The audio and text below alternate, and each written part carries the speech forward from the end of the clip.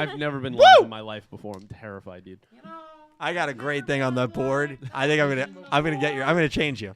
You're gonna change me. I got a How? great thing on Oh, that like whiteboard. In theory wise? Yeah, theory. Yeah, that kind of scares me. I've been thinking about it all day. I'm horrified. There's a reason why we put her right next to me. There's no pies, right are there? within Shrek. I don't need a pie. Oh, jeez. Gonna use the stream deck. I don't need a stream deck either. Oh, good. Are we live? We are not live yet. Oh, okay. Did you do it, though? Of course. It can take anywhere from 5 to 30 seconds. Huh? 5 to 30 minutes. No, it's just that's how YouTube is. Dude, I love And it's a mixture between YouTube and Streamlabs. Oh, they got me singing. Boop, boop, boop, boop. We are live. They Thank caught you, me Kevin. All right, slipping. turning chat off. We're live. Hello, everyone. It's Dylan from Yugioh Everything, and welcome back to another episode of Talking Yu-Gi-Oh! Crazy 8's. This is episode 102. Farewell, Ohdo. This is going to be a wonderful, wonderful episode. Why? Well, because you're here, but also because it is a season finale episode. We are going to break down everything from the final episode of season 2. We are going to be giving our thoughts on Go Rush. Go Rush has now lasted the same amount of time that Yu-Gi-Oh! 7's has lasted, which is 2 years. So we're going to be giving our thoughts on the show as a whole, and we are going to be ranking every single arc from our favorite to least favorite on the whiteboard. We've got the whiteboard once again. Round of applause for the whiteboard. Round of applause for the whiteboard. And again, there is the whiteboard. Big rankings are going to be on that whiteboard. Right now, we got some great ice cream places that we highly recommend you try out. It may be limited to the Northeast area. Actually, they're all New Jersey and one Pennsylvania. So, if you're in the New Jersey, Pennsylvania area, definitely check out some of those places. This is not a sponsored stream. And we've got a great guest. Not only do we have a full crew, but we got a great guest. Aura from the Anime Subs team is here. Aura, how are you doing tonight? I'm great. I'm ready. As always, thank you for making the drive down. We appreciate it. Some direction. I'm not good with directions. And we got a full crew. I'm not good with clues. We got Nick T, we got Cal, we got Pete, and we got Dredge. Dredge on the loose mic. Boys, how are we doing tonight? Doing good, bro. Doing great. How are you? I am doing wonderful. Dredge, show off that power of the mic. I'm excited to be here. There you go. Very excited. Dredge got the low mic. That's okay. He can bring us back down. So we definitely have a lot to get to before we get into the episode, and then of course the season. We're gonna preview what we think is gonna happen in season 3. Maybe we'll go around the table, make a bold prediction as to something we think can happen or will happen in season 3. We're gonna also, I think, try to play snippets of the opening and ending that got revealed. Very small amounts of those songs, but we will go ahead and play them. So we're going to preview season 3. We got a loaded show for you guys tonight. But before we get into it, I do want to thank everybody who either donated or super chatted on last week's episode. A huge thank you to Sean Gilbride, Stinkfly, Electric Kevin, Pick Rick, Colin Cleaves, Loop, Gravity Hero, Philip Rosewood, ZX, Jack Knight, Crystal Colden, Pink Penguin, Dark Emperor J, Brian Ford, Rovian Space Poem Fan 420, Angie, Limestone, Chapel of Flapple, The Mystery Girl, Otis, Yuhi, and huge thank you to Maddie, who donated a very generous amount last Wednesday. Thank you so much, Maddie, and thank you to everybody who donated and or super chatted. You guys are amazing and incredible. Episode 102 has aired. It has come and gone. How are we feeling? Let's find out. Dude, I'm doing great. Nick T needs some of that Carvel ice cream. We did get ice cream, right? Pete, show the ice cream cake. Show the ice cream Hey, cake? applause for the ice cream. Please clap. It's a basic Carvel cake. I could have gotten something written on it, but when he asked me, I kind of cracked under the pressure and didn't know what to say. You said he was rude? Is that true? No. I just did that as for. Oh, it was a bit. He was a okay. very nice man. So we're gonna bust out that Carvel ice cream cake later. But listen, we're here to talk Go Rush. We're here to talk 102 specifically. Who wants to get us started? Or you're the guest. Do you want to kick us off? No. Let's get it. Okay. Let's get it started. Do any of you guys want to start? I want Nick T to kick us off. Oh, let's go. Yeah. You know what, Nick T, you were not here for the watch along. I wasn't. So actually, I think that's good. Thoughts, I suppose. Nick- Yeah, let's go. Nick T, let's hear your thoughts. Wow, Nick T. that's a lot of pressure. You don't have to. No, partying on Monday. I know, dude. I was going crazy. I think I was laying in bed, to be honest. Nick T's got this. Don't worry. Thank you. Thank you for the vote of confidence. I thought it was a fantastic episode, actually. I don't even know where to begin. Just like again, as with a lot of the ending of seasons, ending of arcs, whatnot, we get a lot more questions than we do answers. Yeah, you get some answers, but you're left with new questions because of those answers. Yes, that's a very common Yu-Gi-Oh bridge thing. And yes. I'm excited. That really excites me. I'm like, I think the season ended incredibly strong, and sort of less what's the word I'm looking for? Like definitively than some of our other seasons. I mean, with Yumu just straight up going missing, and we're like, we will talk about that scene. Okay, that's like, and pretty like. I don't like that. That scene was crazy. For the we'll get into that a little he has later this on. ridiculous crack theory that I can't wait to hear it. I'm very excited to hear it. Wait till you get But smacked. right, Yumu is gone. Go on. And there's like and Yuga. And which we knew. Like he was getting gone. Yep. To where? Who knows? Is it back to his actual present time? I don't know. But the fact that we're like left in like turmoil, like everything, the world kind of moves on. Everybody's kind of back to normal, except the people at UTS affected by Yumu's disappearance, and it's like it felt kind of uneasy, and that's what I liked about the episode. Actually, like I liked it finished like not everything is good. Like we're not good. The ending lied to us. Yeah. Everything is going to be all right. Yeah, and they ended every freaking episode with that ending song. And you believed it. I did. All in all, like I loved the conclusion of the duel. I loved Thank Yumu's you disappearance. for the dono. I thought it was just like really strong. Really good moments for Udius, actually. I really enjoyed sort of his warrior like spirit going into the duel. Like he was incredibly like understanding. He's like, no, like this is like how it's got to be, and I get that. Like he very much like reached an understanding with Yumu, and that I thought was telling of his character. Yeah. And would I like more of that from him? Absolutely. I think he kind of needs that to be bolstered again. But I think it was a good place to start. Hopefully, leading into season 3.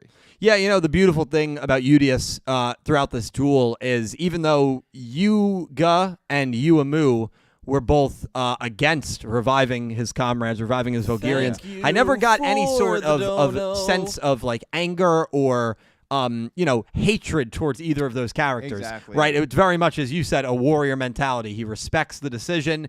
If anything, the anger was more towards not knowing why, right? Wanting to know why Yuga was doing what he was doing. But when Yumu ended up leaving in the middle, now we're going back an episode, Udius never showed any signs of anger towards Yumu, frustration. He got it. He understood it. Yeah. And I thought that, the unspoken moments there were really, really strong. Which you actually saying that does remind me the fact that we, the reveal of Monster Reborn wouldn't have saved them anyway. But we do learn that after it's the like, fact. Yeah. Wow. Like. Yeah. It's like this is all for nothing. Like there's no winners. There's no victor in space. There's no victor in space. Yeah, I mean, really, it all comes full circle. It's kind of shattering. Like that's why I feel like this episode did a good job at really kind of upping the drama here, where to levels that we haven't really seen in the show yet. The fact that it's like, you're trying to revive an entire race, and it's proven not anyway. All for naught anyway. There were a lot of us that were very worried that the Vulgarians may all get revived by the end of this season after they revealed that the revival could be through Monster Reborn. And Bridge did a great job of kind of knowing that that's what people would maybe expect, especially people that have been watching Yu-Gi-Oh! For a while and are used to quick revives. Vrain's had a lot of those quick revives. And I think it was beautiful that they kind of gave us, even if you didn't like to see it, it's like deep down you're like, all right, it'll be cool to see Yugioh again and all the Vulgarians.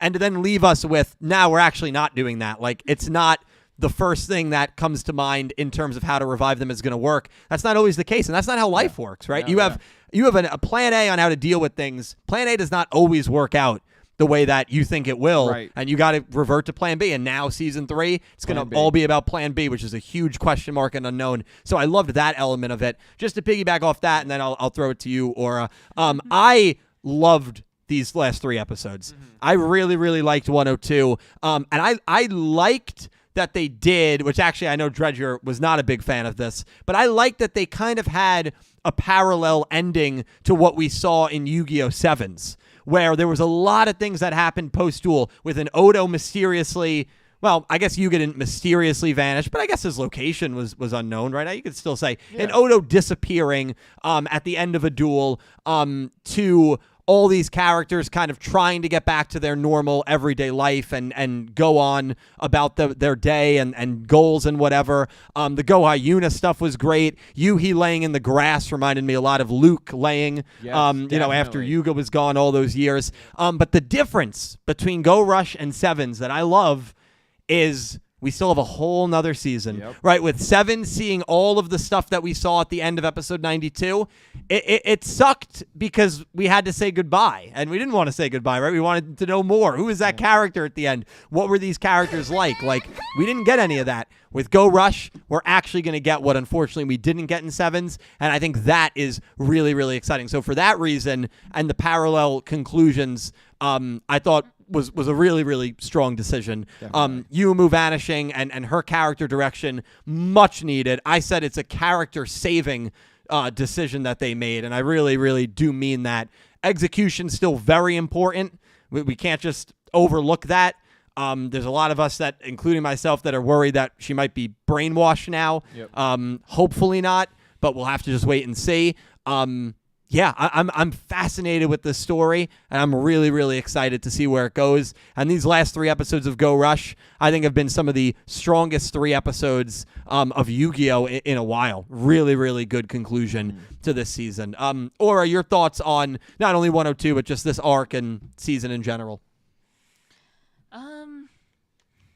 I don't know where to begin. Yeah, you can just begin with this episode if you want. I mean, you've said a lot of what I wanted to say. I mean, this was a really good episode. I really enjoyed it. I was pretty unsure of where Yumu would go before these set of episodes aired. Yep. Right. And I think they did, like, probably one of the best things they could have done for her and let her choose to be the villain. For these past couple of episodes, and it was a joy to watch. Yeah. And it's like, oh, for once the girl character is like the season finale, like, quote unquote villain. She wasn't really. But she was, on the other side of the protagonist, which made her an antagonist. Right. Which is like interesting to think about. Like, she was fighting for the right thing, right? Like, no one wanted Monster Reborn to come back. But because she was, quote unquote, opposed to the Belgarians reviving, even though that was just a consequence of opposing Monster Reborn. Right. She was the antagonist, and I think that was really interesting. Also, before you get to your next point, and sorry to interrupt, Yeah, go for it. which I think you'll appreciate this, first girl character involved in a season final duel in Yu-Gi-Oh! History. What? Yeah. Yes. Yeah, 100%. So And Yumu, not history brainwashed. maker, Not and not brainwashed. Right, that was the other element, right? You thought that caveat whenever we got there, 20, 25 years, oh, she'll be brainwashed. Not brainwashed, own volition. So really, really cool in that regard as well. I don't believe you. No, it's I true. mean, the treatment of women in Yu-Gi-Oh! has had, the bar is like 6 feet underground, but then you go 6 feet deeper. Yeah. No, it's true. So we're like 12 feet. So good for you, Yumu. Yeah, no. This is a great episode for her, and just for, I mean, like, the bar is so low for Yu-Gi-Oh! Women. Really Not to is. say that this isn't a big step and that this isn't a big deal, because it is, but I mean, the bar was underground. True. Yeah, I mean, see, all the season finale duels, Duel Monsters, all the way through Go Rush. That's probably a very good amount of duels. You've never ever had a girl character involved in one, That's crazy. right? And she was always kind of like, oh, the lackey to the villain or whatever. If there ever was a girl character villain. Yeah, 100%. Yeah. So, yeah, really cool. But big fan of the arc and the season as a whole. Big fan. I know we're doing ratings later, so I'll hold off. Yeah, on we're that. gonna I'll rate hold off on every that. single arc, all of us. So that's gonna be really fun. So yeah, Dredge, my man. Now Dredge unfortunately is on a time limit, so he does have to leave us in a little bit. But before you leave, gotta know your thoughts on the season finale here, man. What do you think of the episode? Yeah, So I spoke a little bit during the watch along and after about my feelings, and Dylan touched upon it on my disliking of the almost, in my opinion, full parallel of the end of 7's. But I guess I have taken the time to think about Dylan's reasoning, and I do understand his point of view from a standpoint of, I think I like this a little bit more, and I'm not too harsh on it as much anymore because I think about it. There's more. There's another season. So technically, Go Rush will not end the exact same way 7's did. I think in the moment I was like, this is the same thing. Like it felt to me like almost lazy writing in a sense because it's the same thing. And then I thought about it, like, wait a minute, there's a whole other season. Like it's not like this is the end. Yeah. Like, Go Rush will end differently. There will be something different there. So from that aspect, I will kind of revert what I said. Now I don't dislike as much. I think it's a fair, building block, and I'm very excited for season 3. We've talked about Yumu a lot. Yumu needed something, right? And Aura said there's one of a couple things could have done. In my opinion, this is the only thing you could do. Like, cause she was never gonna jump past as a pro tag. I feel like Udius and Yuhi without like turning bad or having a change of having an arc, point of view or something like that. Again, shout out to Yumu for being in the season finale. That's huge. What else? I'm trying to think. The arc as a whole, I enjoyed the arc. It started off hot, and it really never fully cooled down. So great arc, great building block. I'm interested to see this team we have now. We have Udius, we have Epoch, Yuhi, and it's Damamu. Is that the first one? Yep. Yeah, that's gonna be. It's gonna be interesting. I don't. Why think, does Epoch have to be? On you the know ship? what's scary? I could still see an Epoch like a swirly level moment with Epoch. I still see. Really? It. Yeah. I mean, they did show her face at the end of season 2. They did show her face, but I don't know. There could be some. Remember when Swirly died? Do I remember when Swirl? Everyone hated Swirl and thought he was trash. He turned to be Goha Yuga. No, that's not Remember what that? you said. Yeah. Remember he died? He basically was He a didn't- shell- he was didn't a die. shell of What do you mean? A way better That was the character. alter ego. It was the poor alter ego. I guess we but, watched a different show. Apparently we did. Just like you think Ghetto's the good guy. There's No, a lot we're of not- comments no, we got here. we're not starting that. I didn't do spoilers. We can't do Yeah, that. we can't do that. Can't do that. But overall, excited to see where we go. Yeah. And just very excited for Go Rush as a whole. We got a third season. We do get a break. Yeah. We do a 1 week break, so I know. will be no crazy 8's podcast next week. That being said, there Correct. might be something else, Oh, but yeah. we do get a little break to even process this more. I'm also excited. I have not heard either of the songs, not even the skit. Cool. Little Yeah, We're gonna play snippets those that are songs out, for so you. Hopefully, Yeah. when I get back home, I can turn that on and make Yes, sure that yes. I can hear into Please. that. But yeah, overall. Cool. Before I throw it to Cal and Pete as well, there's a lot of questions that we also have to discuss. The big one that none of the four of us have even brought up is Yuga. Nobody even mentioned Yuga. Did Yuga get back to the 7's timeline? We didn't speak yet. So. No. You're right, but we're gonna talk that. But that's one of the biggest questions, right? He goes through the portal. We see the Goha spaceship from 7's. We'll talk about that, but there are a lot of questions, and that is one that I think it's funny that nobody's talked about yet. That's a burning one. Cal, your thoughts generally on episode 102? I like the episode a lot. I think I did briefly speak about it during the watch long. I thought the duel was really good. The whole, I mean, everything to me, adding in the Kwai duel scenes, the episode as a whole, it was such a well balanced episode between duel, concluding a story, also bringing in intrigue and questions at the end. I felt like the entire episode, just from front to end, was very good. I understand Dredger's parallel frustration in a way. Yeah, but I get also it. see like the good side of it too, so I can understand the mixed review there. And then, like you said, where's Yuga at? Well, where Where'd did he Yuga go? Where'd he go? Did he go? Where's to, Yumu? Did he? Well, yeah, Yumu. I'm 100% sure we will learn more about Yuumu's disappearance. Yuga's. What's your percentage? Because I fully think that I'm not sure we're gonna get anything on that. On Yuga. Yeah. I think that's to leave it up to Interesting. interpretation. I'll be honest with you, right? They left Yuga's fate up to interpretation at the end of 7's. Are you gonna say Yu-Gi-Oh! 9 is gonna be Yuga coming down on the ship? Here's the thing that's crazy, right? I think I'm the only one that would be happy about No. I was one of the big people that for the longest time leading up to December said Yu-Gi-Oh! 9 will be a trilogy and we'll get a trilogy. Now, when I learned Go Rush was getting a third year, one of the first reactions I had to that was not about Go Rush. It was about the next show, and I said, you know what? I think now we're not going to do a trilogy. I think this is going to conclude the Seven's Go Rush storyline. Now, based on what we just saw here, Okay. now all I'm right, back on the all other right. side of it. So I'm flip-flopping across the river. I mean, I got to tell you, He's a man, rare I am I'm very, very excited. And by the way, this whole arc, I was also the only person at this table that kept saying, I think Yuga's send-off is going to be at the end of this season. And he's not going to be involved in season 3. You did say that. I said that. You did say that. I months ago. continued to say that. So I'm 50-50 on whether we see Yuga again. But Yumu we will see again. But yeah, I don't know. It's a great point, Cal. And we'll talk more about the Yuga stuff, of course, in a little bit. But that was a crazy thing that we saw. Also, Could have dumped him into the wrongs. We could have dumped him into Vrains, Yeah, dude. we did. Okay. Whoa, who said that? Duel Links Whoa. Yuga, the pro tag of a Duel Links movie that comes from that. Oh, well, yeah, I mean, he's in Duel Links. I don't know. I don't know. Just stop. But like, the one thing is, I understand that Yuga's a relative, but doesn't it feel like Yumu just immediately was just like, I care more about Yuga than all of my friends and my brother? My twin brother. Yeah, just like was like, nah, Yuga's cooler. Like, Well, I like he him is. better. She thing is, she had though- empathy. I mean, they were both kind of forced to see Yuga's memories.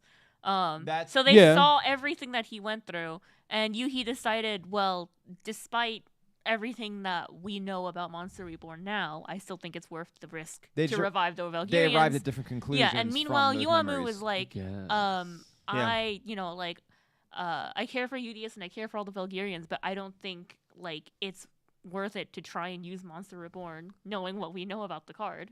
Like, I think it's too dangerous. Ultimately, she was right.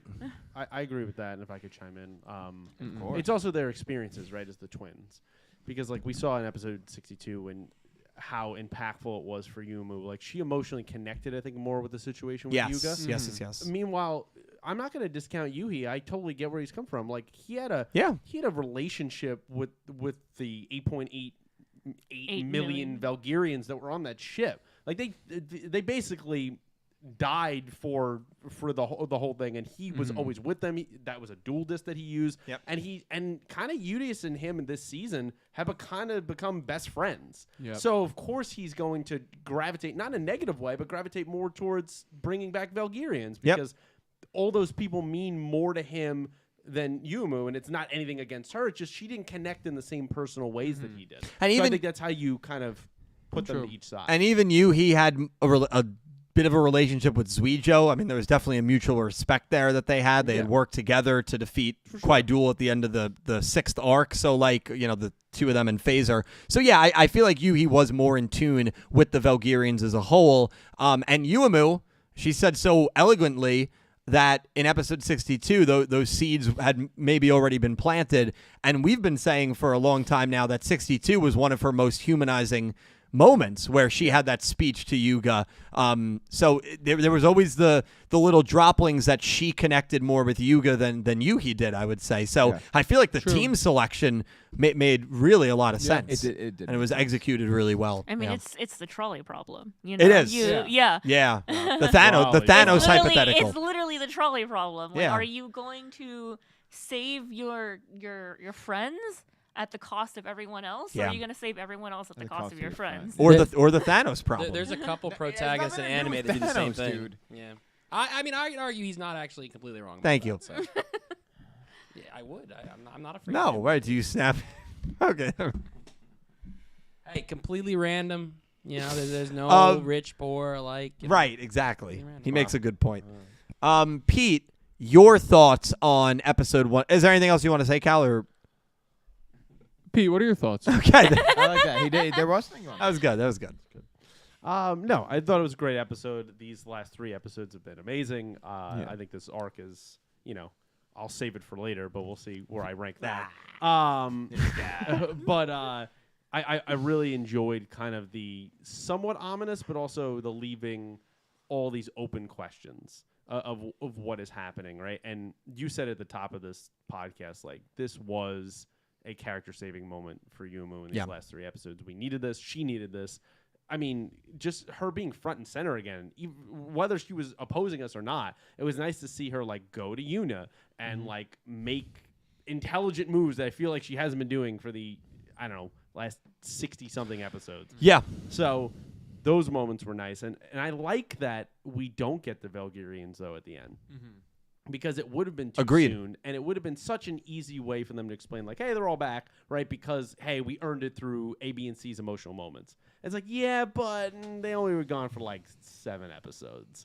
So I think now when I believe we'll eventually get them back, it's going to mean so much more. Sure. And if they do choose a situation where they don't bring them back, that's even more impactful of what kind of our decisions and where we went from. Because I didn't see this coming in this episode where they figure out that Monster Reborn, as Nick T said, doesn't do anything. Yeah, right? Like it's that was not a twist. going to bring them back. And I think I love the man, but he's a terrible communicator in Yuga. Like he should have just explained the situation because he knows the impact and what Monster Reborn can do. And he also knew that knowledge, I'm assuming, from Kwai Duel, because he looked at that research as well, that this ain't bringing anybody back. So you guys are not getting what you wanted, plus you're bringing this terrifying card into existence. So it's like, either way, this is not working out. So I can understand now, this episode came full circle for me of going, that's why he did this. To play devil's advocate, though, if you think something's going to work and save somebody, and someone tells you it's not, are you 100% going to listen to them? Right, because you're lined in with we have to see same argument with Yumu versus Yui seeing it differently than Yumu. Like they just in that moment, you're like, no, this has to work. This is our only option. We need to get them back, right? So that's the only. I'm not saying that's the truth, but devil's advocate. That's how I feel like the thought. But even if Yuga said this isn't going to work, it's not going to work. You can't. Don't worry, it's not going to work. Well, why I don't not? think they would have believed him. No, I realistically don't think totally they would have. Where you're coming from, but he definitely deserves. He should have said it. He deserves the blame of this man never explains anything. If he at least tried and then they did it, it has a different effect. But I like the way they went. But if you had said, they still would have went through with it anyway. They probably would have because tensions were high in an emotional state, right? Like it meant every one of those people that was really involved, even if it's not fair, they all take on some kind of burden that they believe part of the Valkyrians disappearing was their fault. Right? And whether they didn't tell Udius right away or that they could have done more, even if it's not even true. Yeah. Everybody's going to believe that because they suffered tremendous losses. So it would have been very hard for, and I mean, he is an outsider, Yuga, to get through to them. I agree with that, but he just doesn't say what he's supposed to say. No. And that's always a frustrating part for a character that I love. And I've equated it back to I think he's burdened by genius in some ways, and sometimes people that are geniuses are not the best communicators. True. And I just think that is him in a nutshell.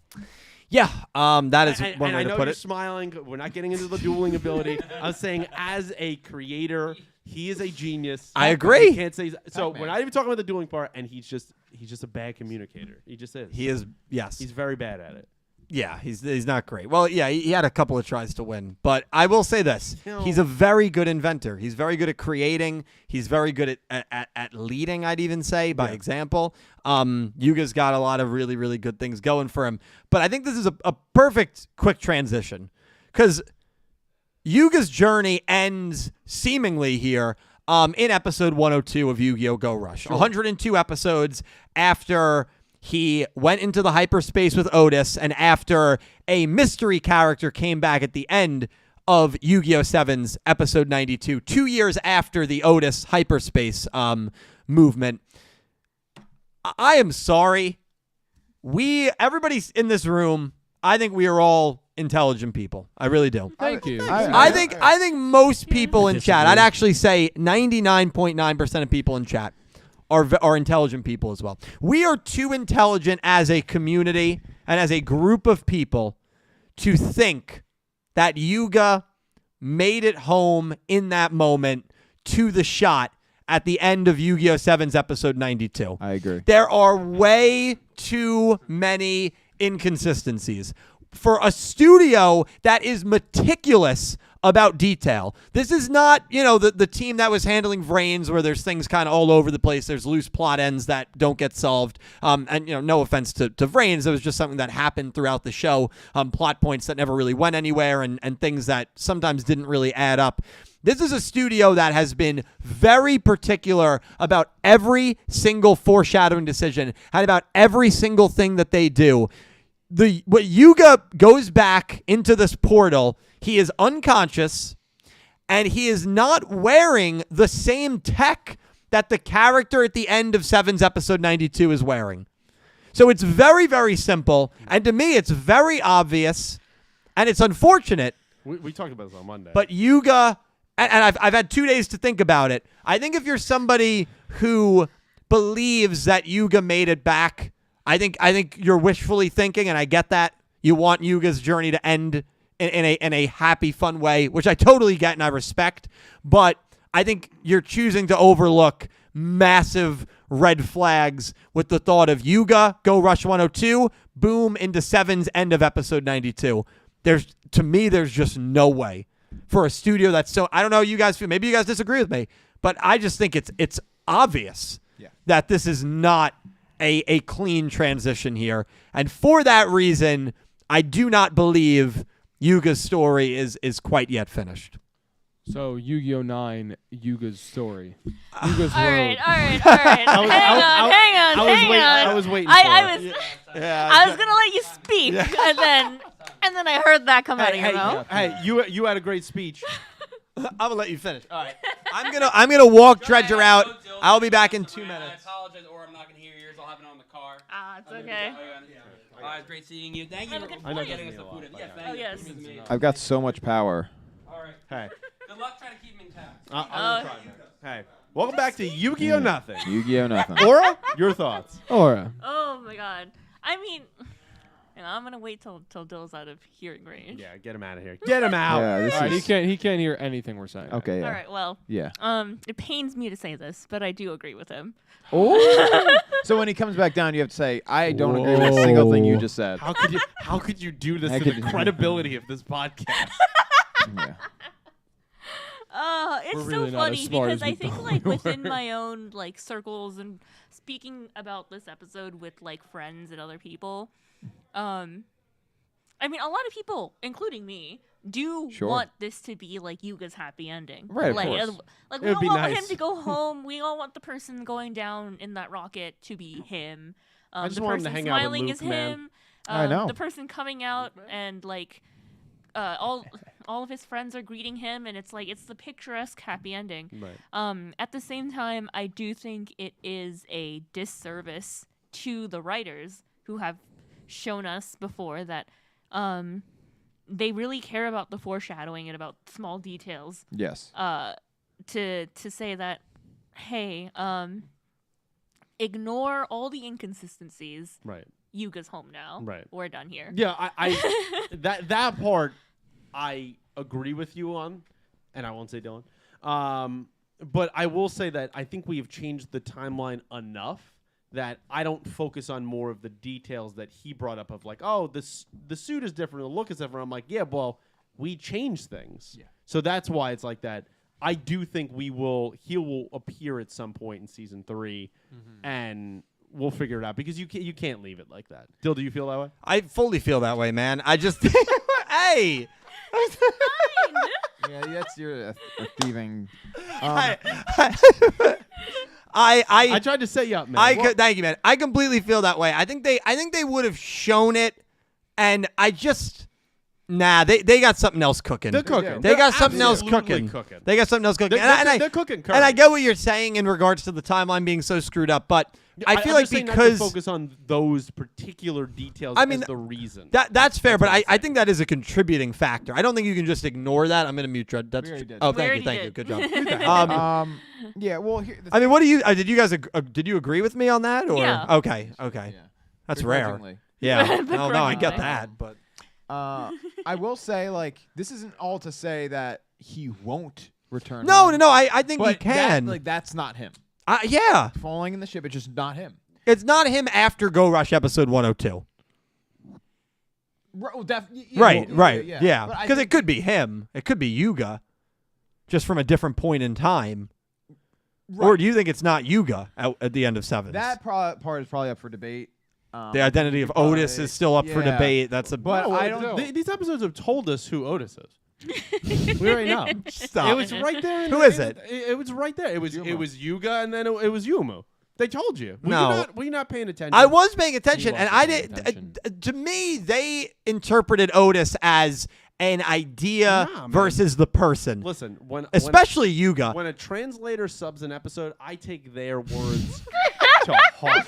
Okay, they mean whatever's there. Otis okay? wanted to destroy the server. That's what Yuga meant when he said, "I will become Otis." That's how I interpreted it. Yeah. Yumu's is a little Was different. more of a title. But I think because the two of them both feel that they had to be Otis or that they are Otis, however they meant it. Now I don't think either of them are Otis. No. I think honestly, Otis and Sevens. I think it could be Udius. Yeah. That's Oh, no. I think it could Okay, be whoa, Yuga. whoa, hey, whoa. hey, stop! Get him out of the kitchen. I think All it right, could all be right. Udius. No. That's all I'm gonna say. All right, that's all I'm gonna say. Nope. Yeah, we're gonna leave. Did that there. everything to give his race a chance at life again. The Valgyrians. Yeah, but that. Except Udius isn't as manipulative as Otis is. He wouldn't do the things that Otis would have done. He would. But he would life have hardens thought- you, man. He is literally a war veteran. No, you he- think like? Yeah, but to be the last one, look what happened to I and Vrains. Sure, Oh my but that. God. All right, I when mean- it- Okay, that's not the same. That is not He was the the same last situation. surviving of his kind. if that were the case, that would make the Otis of Sevens look a lot worse. 'Cause it's not. I one- also think there were two Otises in Sevens. Well, yes, no, I'm saying, but the one that we get at the very end, Yeah. if that's Udius, per your theory, Yeah. I just I think some of your don't. stuff is crazy. Two Let me- Otises. And Honestly, you're I going I crazy. believe there's two Otises more than I believe the Udius one. yeah. But I do believe there's two Otis because Otis's we motives got a changed. version of two of them already. It's the Earth Damar, that's the creator, and Otis that's probably dead. You were No, I mean in Sevens, I Sevens. understand what you're. There's not two Otises, man. But his motives changed so drastically. You act like we're watching Okay. like an HBO show that it, like it was I'm telling you, Yugioh, man. the second Like, Otis come on. killed the first Otis. No, I'm telling you. No. I would love it. I think it happened. Anyway, enough with the Otis talk. Cal, what are your thoughts on Yuga? You don't get to end it. started You don't- it. You don't get to end it. Well, what do you think about Otis? Or you were always an anti-Otis kind of person. What do you think? I mean, first of all, I think you're crazy. And Okay. second of all, I think you're insane. Okay, I mean, it's not the first time. I might have her more as a regular guest here. Both valid points. Both valid points. Listen, I did say that Yuga was going to return at the end of the season.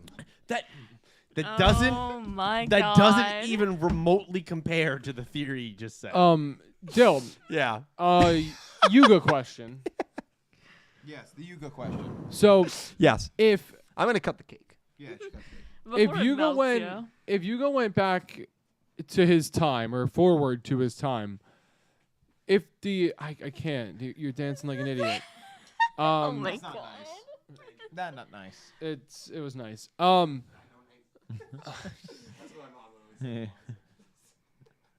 I love that. I gotta get out of here, do. man. I gotta Eventually, I'll have like 30 seconds to say get my words say what you out. need to say, dude. I respect you. Everybody. It's unanimous. Um, Oh God. Pete. Why are you cutting it like that? you're a strange human. We have like better knives for that. But that's fine. It's so fine. unfortunate, Chad, that you're not seeing this. Are you cutting the box or the cake? I'm cutting the cake. All right. Speak All right. your Well, truth. why can't it be We don't want Yuga that. because of the simple outfit change that you said in the ship? Couldn't the timeline have shifted and he just be coming back in a different That's fit? exactly what I said. That's exactly what I said. I don't think that even is strong enough proof. I don't think that is not even part of my Your argument? argument. Is the outfit doesn't matter to me. It's everything else. That's my point. That those details don't matter. That's what I'm saying too. Like Don't if the future's changed at all or the person has changed at all, it could be completely different. I just think the writers wouldn't do something like that. Here you go. Still doesn't think the writers would do something like that. Is what he said. Oh, okay. Okay. Napkins? Yeah, but I don't know. I've got napkins somewhere. I don't know if Yuga is getting home right away though. I don't think he is. You don't think he's what? I don't think he's getting home right away. No, I don't think so either. I think he's got a little bit of a trip to go on. Yeah, I completely. And he'll be back. He's going on a trip in And his he'll favorite save- rocket ship. Zooming through the sky. That guy. Oh, God. I can't, dude. We have spatulas and stuff like to put. Oh my God, like, he destroyed that's it. yours. You That heard- one's yours. Chat, You gotta- guys should this see is how Dylan is horrifying. cutting This this is cake. this is like you would think he has no fingers. Like No, this cake is a murder scene. it's not even. It's not even the cutting Cake is portion. oh my It's we goodness. have spatulas and like a cake cutter, and you're using a knife and then scooping it with the knife. You're stabbing the It's poor like cake. a paring knife too. Where? On this side. Yeah, 'cause- I got it, bro. no napkins. That's a mess. I don't remember what I was talking about. Yuga and the outfits. No, I got through that. Oh, I just don't think he's going right home either. I don't think he is. This is his happy ending. Whoa, so much for my happy ending. Whoa. Pete, what do you think? I mean, I don't know what more there is to add to that. Yeah, like Caliber wasn't listening when I said the fit part, and that's exactly what I said. Well, but oh my God. but Dylan didn't. Hey, it's your equipment. It's your equipment. It's just it's fun. It's in a case. Please It's grab just ice cream. napkins. Go Dylan grab didn't napkins. respond to your fit comment, which is why I brought it back up again because he didn't have an answer for it. This guy. Why was Dylan the one cutting the cake again? Let me tell you something about Dill. This guy, he's something else. Like this, it's just a case. Your phone's gonna be fine, but like just for perspective, there's a slice of cake He just dropped the right cake on the here table. on the table. Like, what is this guy doing? All right, I don't want this slice now. I'm gonna take it. Napkins. Thanks, Kramer. I mean, this is vintage Kramer. This is crazy. Napkins? These are more like placemats. Holy shit. Oh Jesus Christ! It's so melting, dude. This is really bad. Chat, this is bad. I think it's delicious. Somebody tell chat we're working on it. Chat, Dylan spilled cake on the table. He's working feverishly. He didn't bring anything to clean the cake off the table. He just brought napkins to wipe it all over the table. Holy shit. Might be a chocolate stain on the table in the future. Oh, yeah. God. Oh yeah. Hey, one step closer to the Amish table, baby. Yeah. Hashtag Amish table in the chat to forgive what Dylan Right. just did to me. I agree. Chat, I'm going to run a chat poll, not an actual poll. One's in the chat if you think that Yuga actually went home, and then 2 in the chat if you think he went somewhere else and we're going to see him again. I want to see where the chat's at on I'm this. voting on it. 2 if he's going somewhere else. Mm-hmm.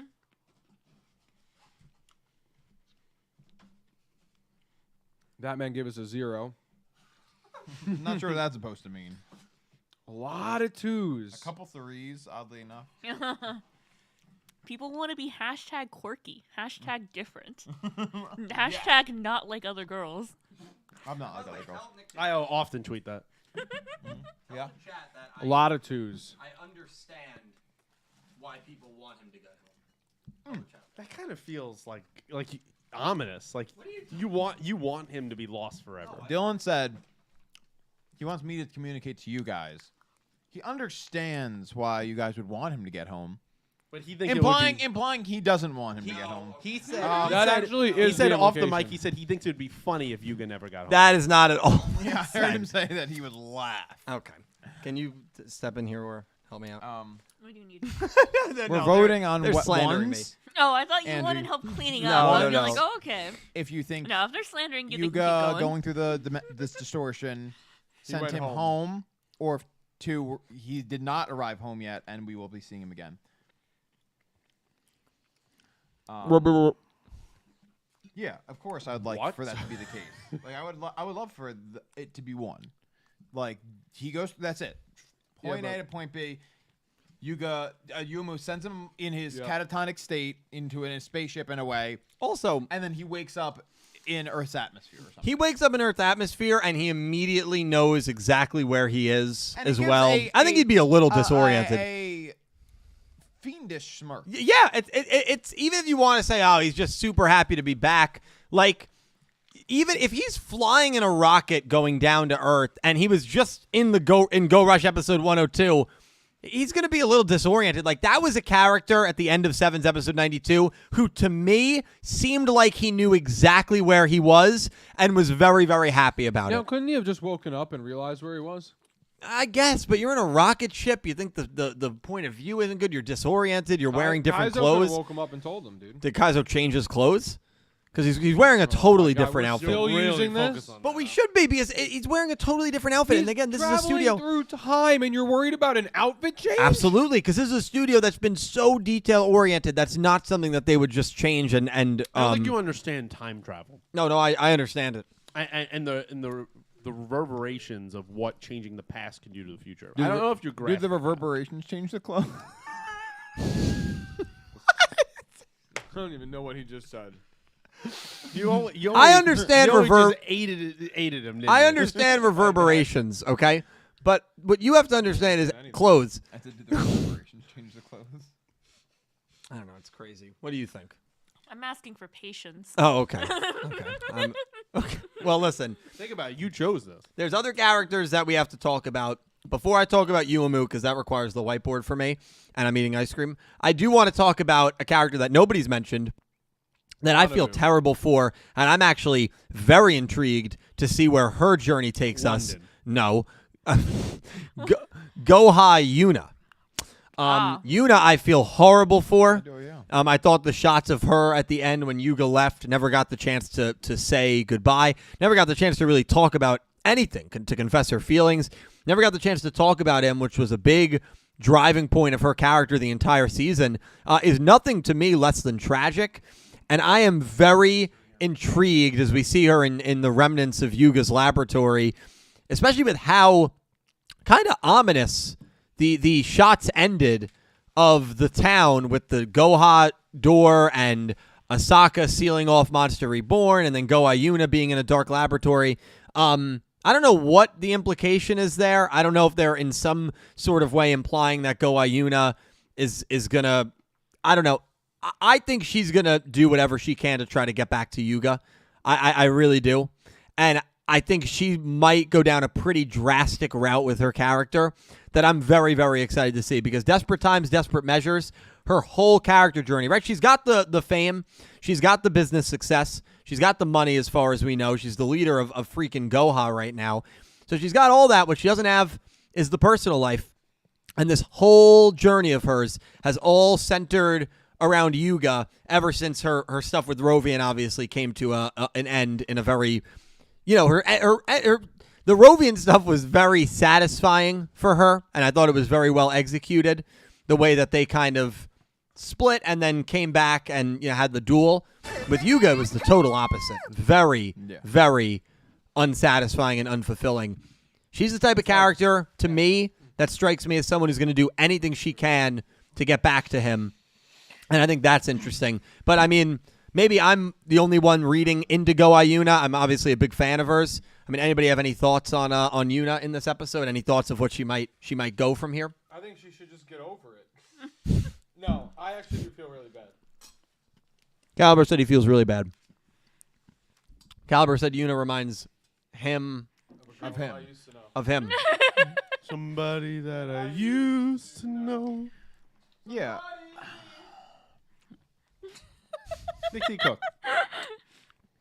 I think we've all been there. Yeah, we've all been there. No, I do think Yuna's arc has kind of been an unfortunate one in multiple ways. Like, I think while that fake family episode hits so much deeper now that she never got any sort of closure with him. Yeah, zero closure. While I think it was a good thing, her sort of independence from Rovian, sort of becoming her own person, the timing of it, looking back now, just feels almost tragic in the sense that she did one of the most difficult things she could by splitting with someone she holds very close to and someone she loved, and almost in order to further chase this passion of hers and maybe become closer or get closer with Yuga. Right. Which did not happen. No. And now is, again, friends with Rovian, but at a more distance. So like she kind of lost an entire support system altogether, both with Yuga and Rovian. Yeah.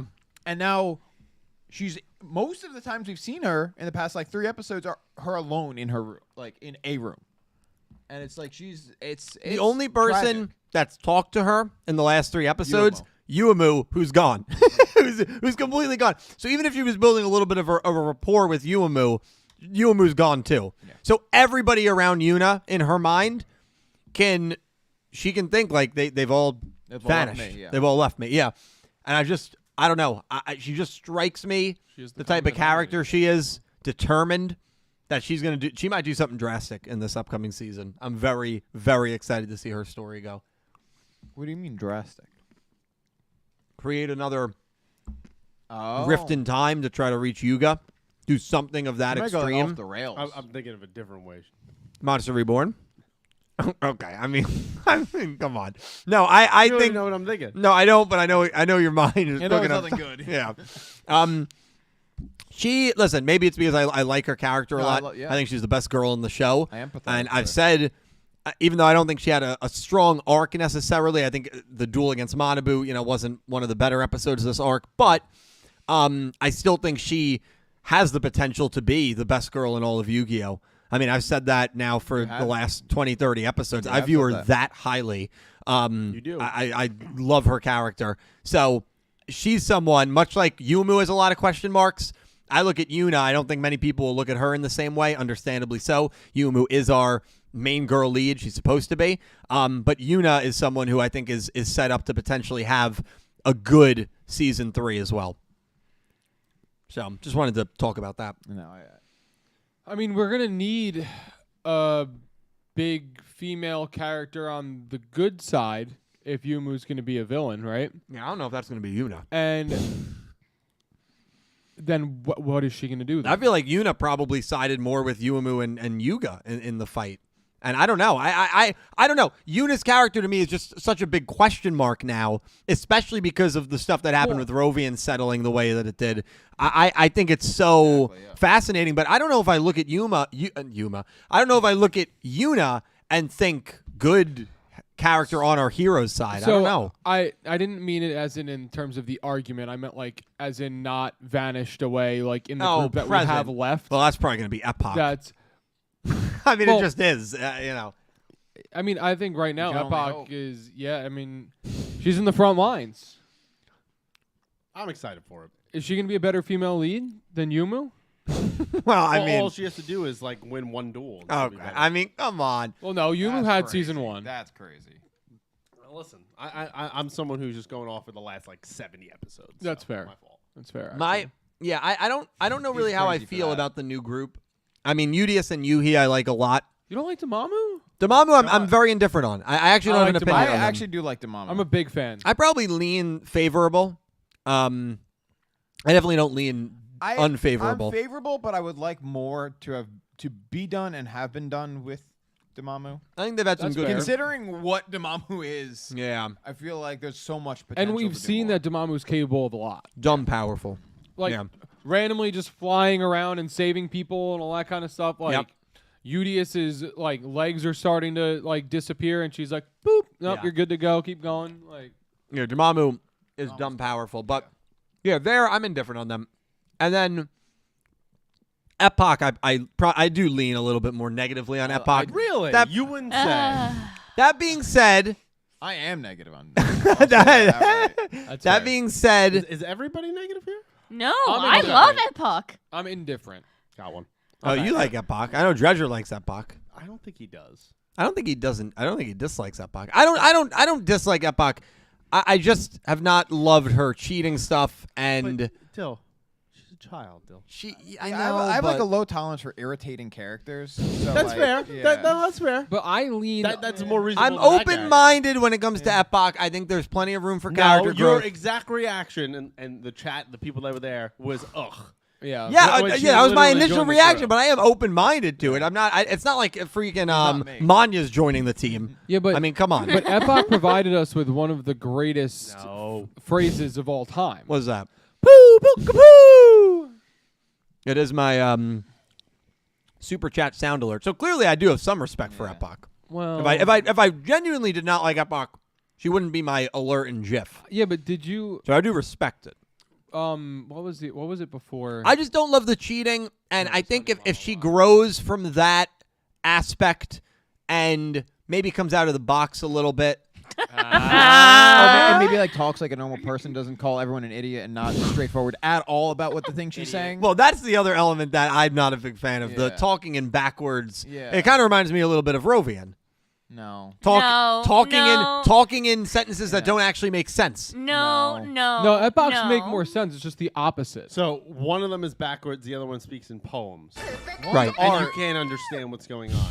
I know I know that might be a little higher thinking for you there, This is the guy bud. who's trying to peddle his theories, and he can't even tell the difference between backwards and like around. Maybe, come on, man.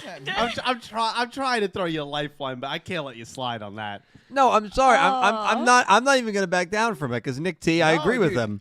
No, you know, you can't back down from that. No. One is art and is a foreshadowing to a deeper Meaning? A deeper meaning, and the other is Literally just opposites. Yeah, just literally opposites. just opposites. Literally just opposites. Yeah, it's not difficult she's to a understand. little- Any simpleton could figure it out. Okay, it's more of a this is annoying and she should stop. Okay, She's a little kid. I'm gonna start doing what she does. She's a little kid. Do it, That she idiot. grew up Sometimes. that she grew up in a sheltered life. Yeah. She doesn't have any friends. She's sheltered from the world. She's expected with all this pressure to be the next head of this great company. Oh. She's a little kid, man. She's younger than all of her other. Just give her a chance, man. She's like 8. Relax. Man. She's like 8. I'm sorry. Were you a savant at 8 years old? I mean, I'm just wondering. I wasn't speaking in poems and riddles. She's not speaking in poems and riddles. That is what we are trying to tell you. You know, I'm trying to do a new thing this year. When somebody- I'm trying to be nice. Oh, to thank you. I you. really am. When somebody You make it says so hard. when somebody says, "Hey, I like mini golf," I think, "Oh, they like mini golf." Right. And then all of a sudden, you take them to mini golf, and they say, "Oh, I really, really like mini golf." Oh, they really like mini golf. And then you play mini golf with them, and they get angry at you and say, "Why did you do that? You know, I had such a great time." But the whole time they're speaking opposites. I don't. What's going on? It would be like them saying, "I really like mini golf," and you just go, "Mini golf, I really like," and you can't understand that. That was too much but for you. again, I think we're missing the point about what Epoch is the one doing. Epoch, you'd be taking Epoch to mini golf and you'd be like, "I hate mini golf, idiot," and then proceed to have a good time. Yeah, but she masks that. She doesn't know how to properly communicate. But we've seen that she's called people idiots when she's actually been filthy endearing rich in those moments and can afford probably the best tutors money can buy. Well, that's why she went with them. She needed to stay with her tutor. Yeah, what's his name should be giving her a better tutor to maybe talk like a normal person. and she's with her tutor now in Udius. Yeah, exactly. And I don't. She's 8 years old at the end of the day. If we were talking about someone who was like 16, 17, I'd be like, okay. Like, they're very annoying. But she is like literally a child. when you were 8, did you talk like that? I don't fucking remember. Okay, exactly. I remember Everybody's my different. 8-year-old. I remember myself, frankly, and not at all. I did not. Everyone We were in has 5th grade. has Yeah, unique experiences. You can't judge one person by the next person. It's what makes us human. I think you guys think I dislike Epoch more than I actually do. We're not doing this again. We are not doing this again. Now, if you had said some other positive things, I would have let that go. Her sound is the alert for the super Still? chats, and she's on the screen every time somebody super chats or donates. I wouldn't have that. Listen. Manya and Shingo Sawatori's stupid hip dance isn't showing up on the screen. I love Shingo, by the way. Okay, good for you. I'm happy you do. Listen, building the deck I'd next month, so I'd be be a ready. lot more amenable to that statement if you literally just didn't spend all of dinner trying to say you. the same thing, trying to run you. around us. Yeah, so guys, there's context here. No, there's context here. The statement he just tried to pull off is one that he used twice at dinner, whereas you guys think I'm more blank than blank. You are the ultimate He's gaslighter. phrasing. You really are. He's phrasing questions in a way that are like, well, I can't. And you're also the worst kind of gaslighter because you're smart and you're devious. No, because I'm not. you I'm just plan talking from the things heart. months in advance just to have a built-in excuse for a moment that you'll need it. And you're good. And I'll give you credit. You're great with it. What are you talking? I don't even know what you're talking you will about. Say something or set up something or whatever it is, and you'll leave it there. Okay. And then when we have these discussions or arguments months later, you'll then go back and point to that. And I know you put it there on purpose. I did. Whatever insert A, whatever thing it is, just so you can use it later. I know it. No, but I don't. What I say is what I say and what I mean most of the time. And like All I'm saying is just give her a shot. but that's what I said at the beginning of at the beginning of this conversation. She's one of the 4 people. There's not a lot of characters to kind of, I guess, pollute the storyline. Just give her a chance. At the beginning of this conversation, that is exactly what we basically said the whole thing. Okay, That's exactly and what I then said. you went into her talking or speaking quirk and being like, she's speaking in riddles, and all of us were like, no, she isn't. She just speaks in opposites. She's gonna be okay. Okay. She mostly speaks in the negative. If not all of a even necessarily sudden opposites. half of the things I said were opposites and half were Okay, you are How a do you grown. discern? You You are a would just be an grown idiot. adult. You that's are who a you would grown be. adult. She is 8 goddamn years old. I know. Well, but to Dylan. Nikki's point, she can afford a tutor. Dylan, She's got a lot of money. to your point, you would be an idiot. I just want to point that out there. It's an interesting group of people that I'm excited for, right? Because I'm open-minded You to have it, yes. Yugioh, who obviously is the first time we've seen him have the effects of what's going on with the Valkyrians was this past episode, right? And then you have in the back of his mind is Kwai-Duel's statements about don't trust an Ohdo. There's one on the ship, right? So that is part of the element, and they're out there going to try to find another one who God knows what happened to them, right? Yeah. And then you have whatever, let's say Epoch at this, regardless of what you think of her as a person, she's inexperienced in terms of dueling or having any of these high stakes. Yeah. And then you have Dormammu, who is a powerhouse in terms of like raw power, but it's kind of like a carefree character. Doesn't really care one way or the other what the hell's going on. Yeah. It's like, yeah, I'll help you here. I'll help you here. I'll help this person. Yeah. Doesn't matter. So Yeah. you have a very interesting group of people. Agreed. That I feel like haven't had a ton of time to mesh, especially the four of them all in one area. Yeah, I agree. And I'm excited to see how that plays out. It'll be nice to get a fresh dynamic. And I will say regarding the 8-year-old thing, and that's the last thing I'll say. Hunt was also around that age, and he was pretty devious. That's all I'm gonna say. Right, and you hated. You're Right, he my was God. he ripped people off. He was a con artist. Yeah, he was a bad guy, but at least he was intelligent. Okay, I mean, I mean, the two of you are gonna go in time. no, I don't agree with that. Why You No, support wait, hang Nikki's on. statement. Dak is correct. Dylan hates children confirmed. And, you know what? And this follows up from very own Aura's comments on Monday that you hate women. So you're Yeah, having a bad you know, week. that's so true. You're having You're a bad not week, beating man. the allegations. No, I've already beaten him. Let me. No, you haven't. You That's just exactly what someone would say. I'm gonna in send your you a position. video that I did. oh yeah, I'm not. I don't hate women. I made a video on them. I did. It was a very positive video. All right, listen. But speaking of which, I got to erase that whiteboard because it's a perfect transition. We got to talk about I like Yumu. that the hashtag Dylan hates children is trending. I like that. It's not trending. We got to talk about Yumu. Yumu disappearing at the end of this. I mean, what a crazy scene. What do you? I've got my you own said thoughts. You had a theory. You were going to. I'll start whipping it up. I'll start whipping it up on the whiteboard. But if you guys want to start talking about that scene and just do you think she's the person on the character on the poster? Yes.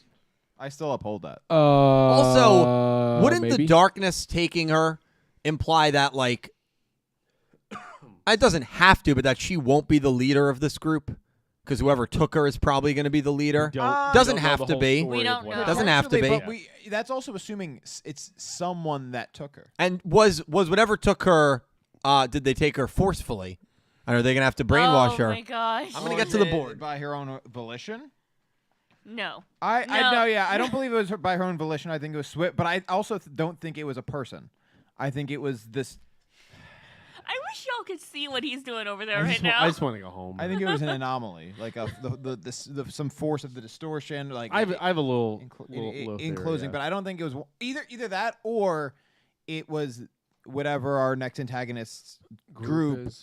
looking for their leader. Okay. No, Take me to your leader. Yeah, well, yeah, like looking to indoctrinate someone as their leader. Like, oh, she'd be the perfect.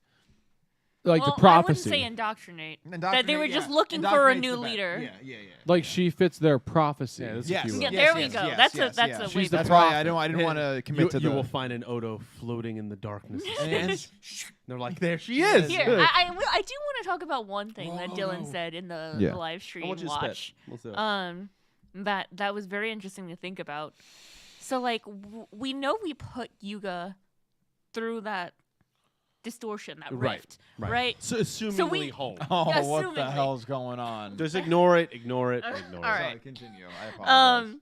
He's writing nonsense over there, guys. Just letting you know. I know what he's writing about. I'm gonna smack him. All right. Anyway, and how like we know that Yuga went through to the other side, but how do we know that something didn't come through from the other side? Possible. Which is like something I thought was really interesting because I hadn't thought of it, and I was like, yeah. I mean, what if something did come through from the other side? And it's further why not? consequences for their actions. Yeah. I mean, it couldn't have just been them that experienced that distortion. Like, they had to be linked. Something had to come No, through I the other side. agree. think. I'm also like, I don't think it's 100% confirmed in my mind. Just that, all right, we saw the Goha space station that we did see at the end of Sevens. Okay, well, what if that's been up there for 50 years after Sevens ended? Who says we even put him back in the right period of where he came from in the first place? Exactly. Right. So there's too many questions there, and there's just no way we're done with that Yuga storyline. There's just no way. I agree. Would you like me to give my thoughts on the matter? Not really, honestly. Honestly, no. After looking at this, I don't know. All I know is I know exactly what this is about. So, except for the last part, which makes no sense. sure. I'd So- love to explain it to you. Thank you. Well, I Oh, understand that God. 250 is less than 400 before you say that. I do understand that. Okay, so Now, chat, just to preface this, remember, So- this is a guy 5 minutes ago that couldn't understand someone speaking backwards, but he's going to teach us math now. Okay. All right, you go ahead. All right, thank you. Oh, this so, isn't math. let's talk milliseconds real quick, ladies and gentlemen. So, for those of you that don't know, I had to look it up. 1,000 milliseconds are in 1 second. So, Yumu gets taken by this crazy, weird, unknown black aura and gets assumingly abducted by it. Now, I say assumingly because I do not think she was abducted at all. I believe that through the moments that happened throughout this duel, she gained a foresight. She gained an intelligence of this entity, whoever this is, that wanted to take her.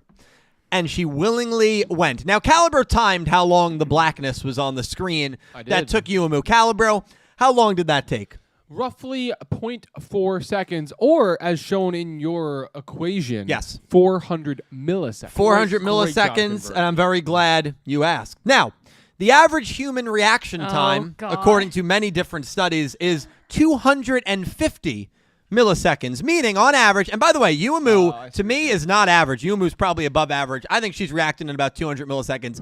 That means the average human being had time to react, even if it was 0.4 seconds. And Yumu, what did she do? Nick T, did she make a noise? Did she scream? Did she make any sort of sound as this thing took her? And we've already gone over this. There was plenty of time for her to make a sound. You know, shock is a thing, right? Do you understand the concept of being in shock? I do, but I'll tell you something. If there was a car that appeared right in front of me, I you- think I'm making a noise. Okay, not that's a car, you. though. That's you. Have you That's seen a car you. before? You know what a car looks But like. wouldn't you have some sort of facial reaction? Yumu was smiling the whole time. Do you understand what shock is? I've Do you- been no, in I don't, shock. I don't think you do. No, I do. I do not think Oh you no, do. I do. Oh, I do. I've been in shock No. many times throughout my life. no. In fact, I think we have some people in shock right now. But their facial expressions tell a story. I wouldn't call it shock. I call it genuine disgust. well, There we go. But That's a where better in these word. calculations, Caliber, you're by the whiteboard. Where in these calculations do you see the flaw? Okay. Okay, just because the average human's reflex is 250 milliseconds Yes. doesn't mean that you're going to actually react within 250 milliseconds. Yeah. Or you're Yeah. Well, we can't hear you. yeah, they can't hear you. You'd have to come back and explain. Well, you can. Come back. Come back. Come back. We need you. Come back and explain. Well, help me learn. Oh my god. Or you can take Dredger's mic. No, this is fine. Okay. So you Yes. guys can probably see my hand. Yeah, we can see you.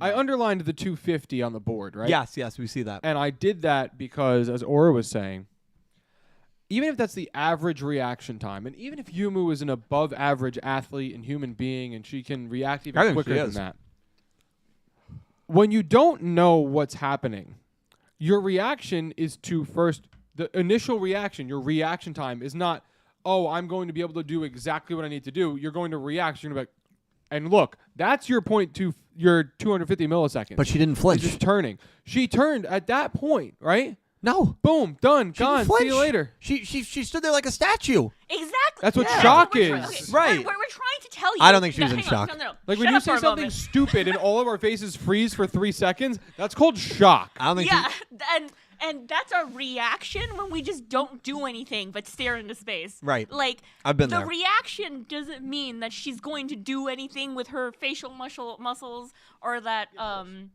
she's going to move her body or whatever. Right. Right. That reaction time is registering that something is happening, and then after that, you react.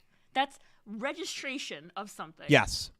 So like I have a hypothetical here. Actually, not a hypothetical, a real life anecdote, and I want you to respond. You to me. you agree with this man? I don't. Okay. Let's the thing say is, 10 years ago, maybe actually more. It was probably more than 10 years ago. We were probably teenagers, and you and I playing Guitar Hero at your house. It had to be about 12:30 at night. Okay. Upstairs. So Yes. we were playing it. You still had the setup upstairs. Yeah.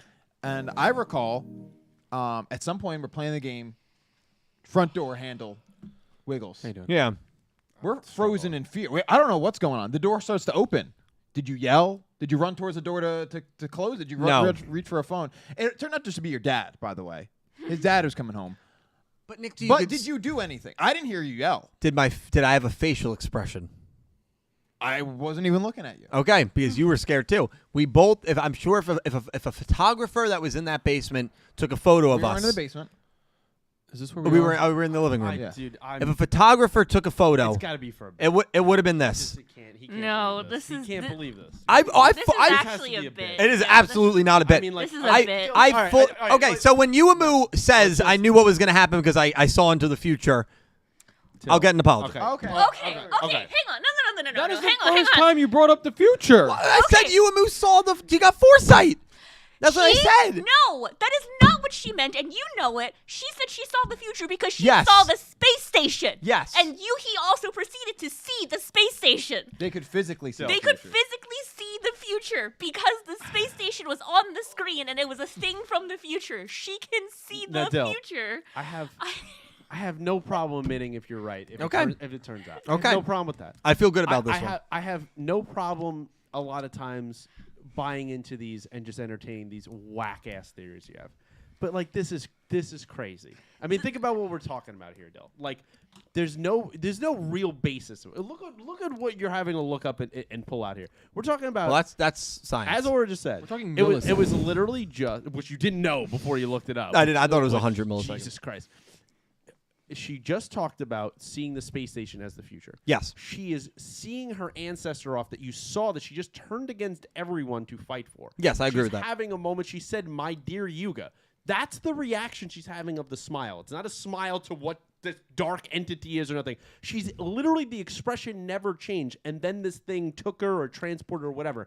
Agreed. 0.4 seconds, let's say it is, right? And it might even be less than that. That's the time for your brain to even recognize what is even happening. 0.25. Never mind actually to know what's happening, have your brain then decide, yes, this is something I'm excited about, and then to go off to that thing. Also, those she are never your saw it. synapses don't fire like that. There's no way you would comprehend in that moment in the vacuum of space what the hell is happening. Unless you knew it was going to happen. She didn't know it was No, gonna. we have to move on. Dylan, We have to move How on. would she know? Dylan, know. also, she's not facing that, right? She's not facing the Yeah, dark she's- thing that yeah, takes she her isn't. over. So she physically doesn't react to it because it's Well, we don't know what behind direction. her. It's behind her? No, it wasn't behind. No, she was looking at the rift that was closing, Yeah, which was agreed. above her, and the thing started from below her. Yeah. It started on the deck of the ship, going up towards her. So of course she wouldn't have been able to react to it if she was looking upwards. It's an literally- instantaneous thing. I mean, there's a lot of these things that happen in real life. It's an instantaneous that you don't even have time to process what is happening. Yeah. We saw that, unfortunately, last year in a situation that I won't go into. Like, the Titanic boat. Sometimes your brain literally can't process the speed of something happening. Yeah. That's what happened here. And I guarantee you, I'll put money on this side of it if you want to put money on the side of she knew what was happening, that the first episode that she appears, whenever that is, or whenever we get a flashback of wherever she went or wherever she became, there will be confusion of where am I or what is going on. That will be the first word she says because she had no idea what happened to her. I would actually be willing to put money on it. That's fine. I would. What would you like to put on it? I put $5 on it. That's fine. Yeah. $5? I put $5. We'll shake on that. Okay. We'll shake on it. So, yeah, like this counts. That she is aware of what took her. Fair. Yeah. Fair. Okay. Aware in the moment that it happened, not like she spent 3 months with it. No, I agree. Aware as soon as it happened, she knew what was going to happen. I am very confident in $5. I'm very confident in $5 as well. No, put a 20 on it. I can't put a 20. That's too rich for me. No, put a 20 on it. No, I can't put a 20, but I feel... You get more than 20 in this donation. Put a 20 on it. I feel pretty good about this. I feel pretty good about this one. But you don't feel good enough to put a 20 on it. I don't gamble. Would you cut Aura in for another $5? Yes, you do. No, I don't. Yes, you do. No, Dredger's the gamble. Would you cut her in for another $5? I would not know. 5's my max. I do $250 No. Put a 20 on it. I'm not put a 20 on it. No, we'll see what happens. But, okay, next question then with her. Okay, fair. Let's go. If she's taken forcefully by this thing, do you think she will be under some sort of brainwashing or mind control? I don't think necessarily. No. Okay. I think. Well, I don't think necessarily either. Is that a possibility that I am fearful for? Yeah. Definitely. Yeah, I mean, I won't lie about that. Because that's a Yugioh track record, right? Yeah. And we've seen it literally in the show with this character. Yeah. But I think in this moment, I think it's whatever this thing is, it might be something that is attracted to the emotions that she had here and kind of is more like, there's some potential in this person, maybe not for good reasons, and they're going to kind of, I don't want to say manipulate out of her, but more gaslight her into being like, hey, you could be this. You could help save everyone if you do this, if you become this. And I think it's still her decision to do those things. I don't like the gaslighting angle. I don't think. Fair. Like, because that's at the end of the day, she's still being manipulated, right? If she does become the villain, I want it to be a totally like her decision. Yeah. She is doing what she believes is right. No manipulation, gaslighting, lying needed. She would have like, to go through a journey though, like that we would have to see. I mean, like they could just explain to her what their goals are. Yeah. And she could spend some time thinking on it and decide, I kind of agree with you. Maybe not all the way, but like agree with you enough to be on your side. What would you think, like, if you just had to throw out a crack theory, like, what would you think they could pose to her that she would be on board with? Like, is it something to do with a monster reborn? Like, that's what I was thinking. Like, because when she sent Yuga off, she was like, leave the rest to me. Yes, she was. Yeah, like, leave the rest to me. Like, don't worry about it anymore. Thank I'll you pick up the burden. for the dono. I do think that it's something involving Monster Reborn or, the fate of the universe or whatever, that she believes that it's something that she needs to take on. And she maybe needs to become the villain. We don't know for sure. Yeah. This is just a hypothetical, but that's what I believe would happen in that scenario. To make her believe that, hey, whatever this group is, we're assuming, right? Mm-hmm. We have tools somehow. We have tools that Kwai-Duel didn't. We have knowledge that he doesn't. He couldn't get it to work, but we can. If you just do this for us. If you join us, we could figure this out kind of thing. Well, I think it would be the opposite, right? If Yumu is completing the will of Yuga. Well, maybe that part is good for her. Maybe she's like, oh, hey, he's home. Okay. We're good. Okay. Secured. Okay. Secure the bag. Now let's do the Valkyrian part. Could be valid, yeah. Without the use of, right. Sure. There is one Thank thing, you for the dono. Like in the ending where everyone is like running along the path, right? And the only people that are running in the opposite direction are all of the Valkyrians, Yuga, and Yumu. The thing that was brought up was that perhaps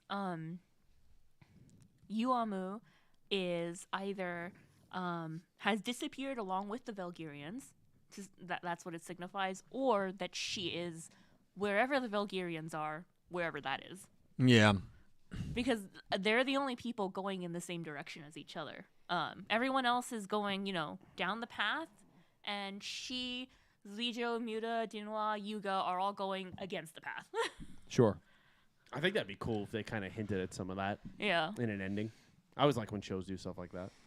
Yeah, I still think there is also a chance that whatever grabbed her did come from the other side. Also possible. Yeah. Oh, I mean that's possible. Yeah. Yeah. So I kind of like that too. Yeah, that was where my first thought went. No, Also, what was? I know it's like quite literally we have a definition for it. It was like a distortion in time space.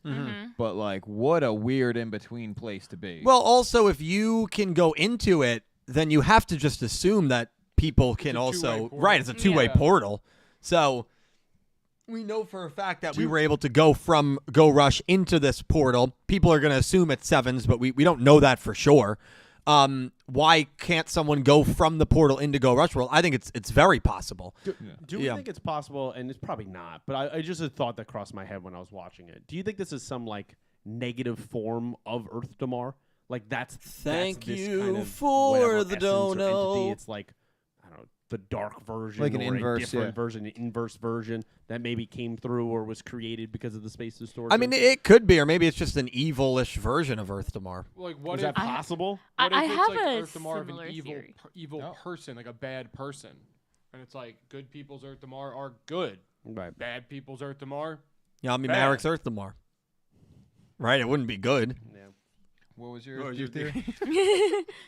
I'm trying to think of a way to word it.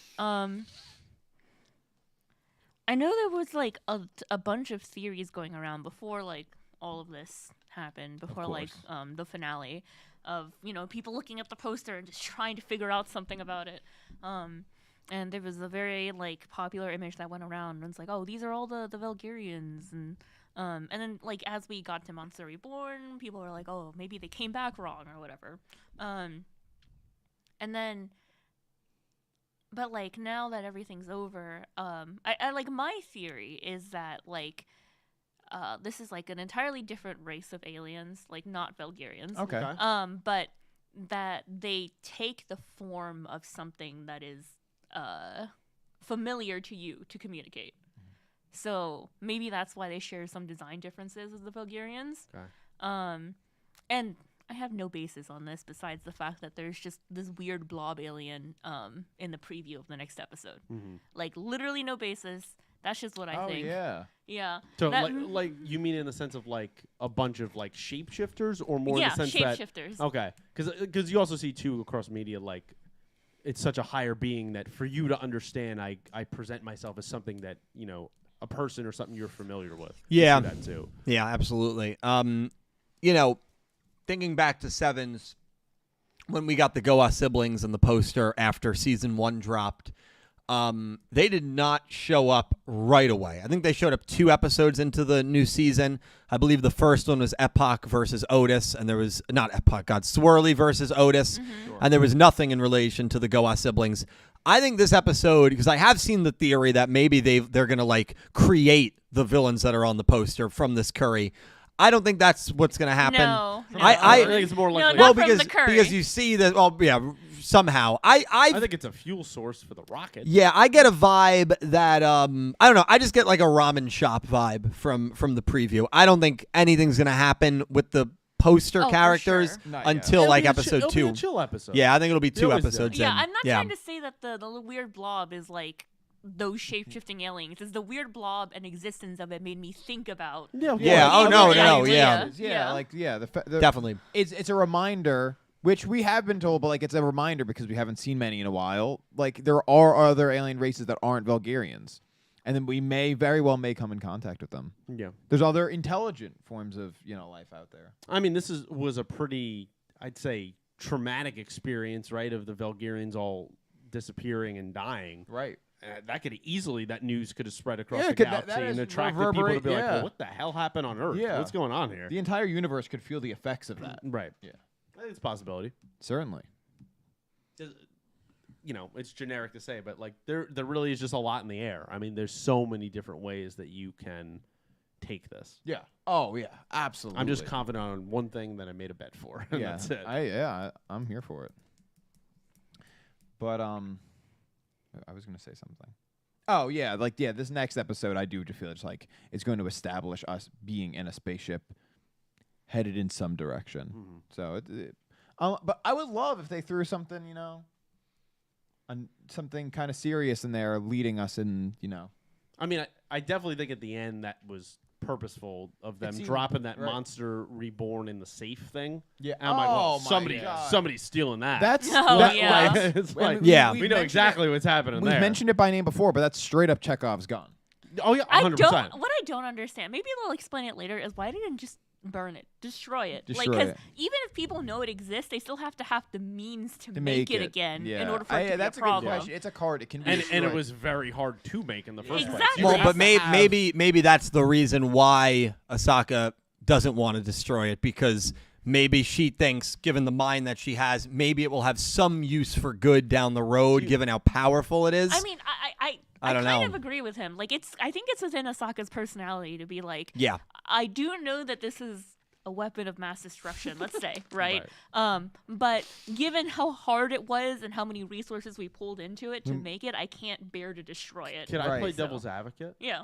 Could I say that because they made a point that they had to make it and it was their resources and their creation at Matsuba, is it more of a point of pride of like, like we kind of made this. Oh, like yeah. our Oh, corporation, definitely. maybe Yeah. we can sell this or It's use within her this at some character, point or I mass think. produce Also, it. I like, mean, it's this could bring us back. Yeah. intellectual property of the Matsuba. Right. So I think corporation. I could see that to play devil's advocate. Yeah. I could see that angle of it as well. Of Sure. like, her doing that. Yeah. Yeah. But it is. I mean, it being behind locked doors, like It's 100% getting stolen. Yeah. 100%. And they're all like, "Oh, this is maximum security. Even Quietel doesn't know where it is." And I'm like, "Oh, Gone, that thing is bro. getting stolen. And by That the way, thing's okay, gone." the fact that they said even Quietel doesn't know where it is, and in this episode she like dunks on him hard. Well, it's like She's always dunking on I that mean, man. that's just their dynamic. it's their Yeah. dynamic, but like it makes a point to dunk on him pretty hard, and then like even Quietel doesn't know where this is. It's like I don't know. It's like Yeah. I just think of you said burn it, and I just think of Lord of the Rings, where they got the ring in Mount Doom, and they're like Oh, destroy yeah. it. No, and then they just keep. What's wrong with you? Well, listen, we are 2 seasons done with Yu-Gi-Oh! Go Rush. Crazy. 102 episodes, which is crazy. We are going to be going to the whiteboard, and we are going to do what we did at the end of season 1, for those that might not remember. And we are going to be ranking every single arc so far. I'm not sure who would like to go first. I guess the way we'll do it, I could actually be the one writing it down, and you guys could say it to me, and I'll write it, and I could just use Dredger's mic. Yeah. So let me do that. I'm gonna move to the whiteboard, and I could go first if you'd like. I don't. Yeah. Actually, go in order of left to right.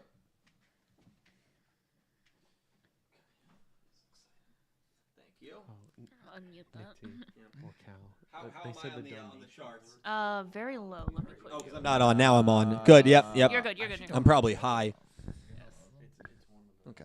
All right. Charting good. Am I high? Because I do project you're a little good, you're louder. good. Okay. All right. What's going on? All right. So, I've thought about it long and hard. We are going to be ranking again the arcs currently. Now, I'm going to start from the bottom or start from the top. What do you guys think? I think Started from the bottom, now we're here. Worst to best. Well, I would start from the top, but it's Yeah, just I'm easier trying- to read. Yeah, we're gonna start from the top. Yeah, but you could put your worst arc at the top all the way down. No, You because want to then. build the list. You want to build the hype up to what the Oh, best arc that's true. is. All right. That's true. All right, we'll build the hype. Wait, so we're only doing the 4 arcs of this season, right? Now we're doing all 8. The whole all 8. I Think can about it. remind you of what they are. Yeah, we'll Thank remind you. I need a Okay. reminder then. Hey, Because she works for the show. Okay. Wait, can we write this Listen, down if I worked for the show, this season would have ended Of differently. course. Well, we'll go through the arcs very quickly in case you Yuga would have I'm won gonna a put 'em on my duel notes if you that work for way. the show. So, Hey, so the Go for it. arcs for those that might need slow down. a reminder. hold on. Yeah, I don't know. Okay. The first one was really the introductory arc. It ended with Yugioh Udius round 1. Good duel. The second arc was the Rovian arc. Yuna debuted in it, and it ended with Udius versus Rovian. The third arc was the Lug arc, ended with Udius and Yuga versus the 2 Lugs. The fourth arc was getting to I call it, Velgear's Velgirian War arc. Velgirian War arc. I like that one. That ended, of course, with That was Udius. Duty Nisha, right? Is Duty that right? Nisha debuted. Yep, Udius Zuijo round 2. Arc number 5 You know, corrected the vegetarian. You wrote the vegetarian war arc. Oh boy. That is great. Arc number 5 is the Ryugu brothers arc. Yeah. Ryugu brothers ended arc. with had our maximum debuts. Had the Sevens callback episode in that one. Ended with Phaser versus UDS. Phaser In dragon form. Yeah, in dragon form. We can forget that. And then arc number 6, excuse me, was Galaxy Cup. Galaxy Cup. Yep, had the tournament. And the darkness cards and all that. Yes, and it ended, of course, with Duel formally debuting and Yuhi, Phaser, and Yugioh taking down Duel in UDS's body. UDS, yeah. Yep. And then it's And time then space, right? Arc 7 is Duel's the time space. space-time, yep, or time-space. And then the 8th arc is the one we just had. You got a cool name for it? Disappearance of Bulgarian. Oh, yeah, the Valgarian... In the same vein as What about The Valgarian In the- extinction arc. The Ohdo bloodline. No, I think the that would be bloodline. next arc, maybe. Yeah. Yeah, the Valgarian's dying. The I don't know. Valgarian... I like Disappearance of Bulgarians just in the same vein as Disappearance of Yeah, Hatsune I like Miku. that. All right, so those are our 8 arcs. I am going to rank from, in my opinion, strongest Vegetarian again. to least strongest. Disappearance of Dude, the Vegetarians. vegetarian arc was huge, dude. And we're Hey, Dredger's hoping. That boy is a meat eater to the end. so we are starting with the bottom 2 here. So to start, I've got the Rovian arc, the Rovian Bandits arc. I think there was some cool things this arc did, including the Goha Yuna debut duel, which I think is a really, really strong debut duel for any character, beating UDS, shockingly using Seven's Road Magician. It's the first inklings that we got that maybe the Yuga from Sevens is actually in this timeline, but wasn't a big fan of Yuna in that arc, wasn't a big fan of Rovian. They've both grown on me quite a bit. So that's my least favorite arc, and I think the weakest one. Number 3 is next, and that is the Lug arc. I actually liked the. Actually, you know what? No, I'm changing that. I'm changing that. For me, it's going to be the first arc. There were a lot of not recaps. There were just a lot of like tutorial-esque episodes. It slowed down the pace of the arc. It slowed down, and I think it's good for people that are getting into Yu-Gi-Oh for the first time. That's not me, so I don't think it really appeals to me as much. Valid. So I Valid. put it at the bottom. And then let me see, the third worst, I'm actually going to have to give it to Duel Space Time. As much as I liked the Duel character, I've said he's one of the best villains we've had in Yu-Gi-Oh in the last 5-10 years. Rough beginning. It's a tough beginning, and I'll just be honest with you as well, like, there were just I'm tired of the being in a fake reality. I agree. We saw it with Sevens. It's how basically the first half of the final arc of Sevens played. I'm tired of that trope, and so for me, it just the final duel sadly does not save it. And then moving up, we'll stick with Duel. Duel was not enough to save some of these arcs. I do have his arc. Debut arc at number 6. I liked the tournament, but I didn't necessarily love the beginning. I felt like the tournament wasn't really a focal point, so I've got it at 4 there. And then gonna have to write a little smaller. We're gonna go the Lug. I liked the Lug arc quite a bit. I think I probably have it higher than most. Maybe because of the Sevens references. Remember that whole arc, and a lot of you guys. I'm probably standing in front of the camera. A lot of you guys don't really remember. Maybe you do, maybe you don't. But there was a lot of conversation on a weekly basis. Is that our Yuga from Yu-Gi-Oh! Sevens? Until he finally took over for Goha Yuna and debuted. We got a lot about what happened. I think that arc is severely underrated. The Lug is also a really cool character and was terrifying with how like unaware he was of what he was doing. The whole Neanderstar stuff with her planet and backstory. There's a lot of good elements of that arc. Rovian getting frozen early on. So that's going to be the third best for me. And then I'm going to do 4 and then 8. I'll show you the next 2. It's no coincidence at all that the arcs to wrap up the seasons are the 2 best for me. Where's 5? Where's 5? Oh, I'm missing 5. Okay, well, listen, we didn't rehearse this. Hold on. This guy, man. Yes. Come on. The bottom And he's the creator of this channel. Dude, it's hard to I'm believe. going to redo this real quick to make it more. Do you remember your order? Forget the order. I won't. From bottom to the top, it was 217. Literally, Pick Rick as you were going on said, "Dill, you need to write smaller." So he saw this coming. 1. No. One was 1763.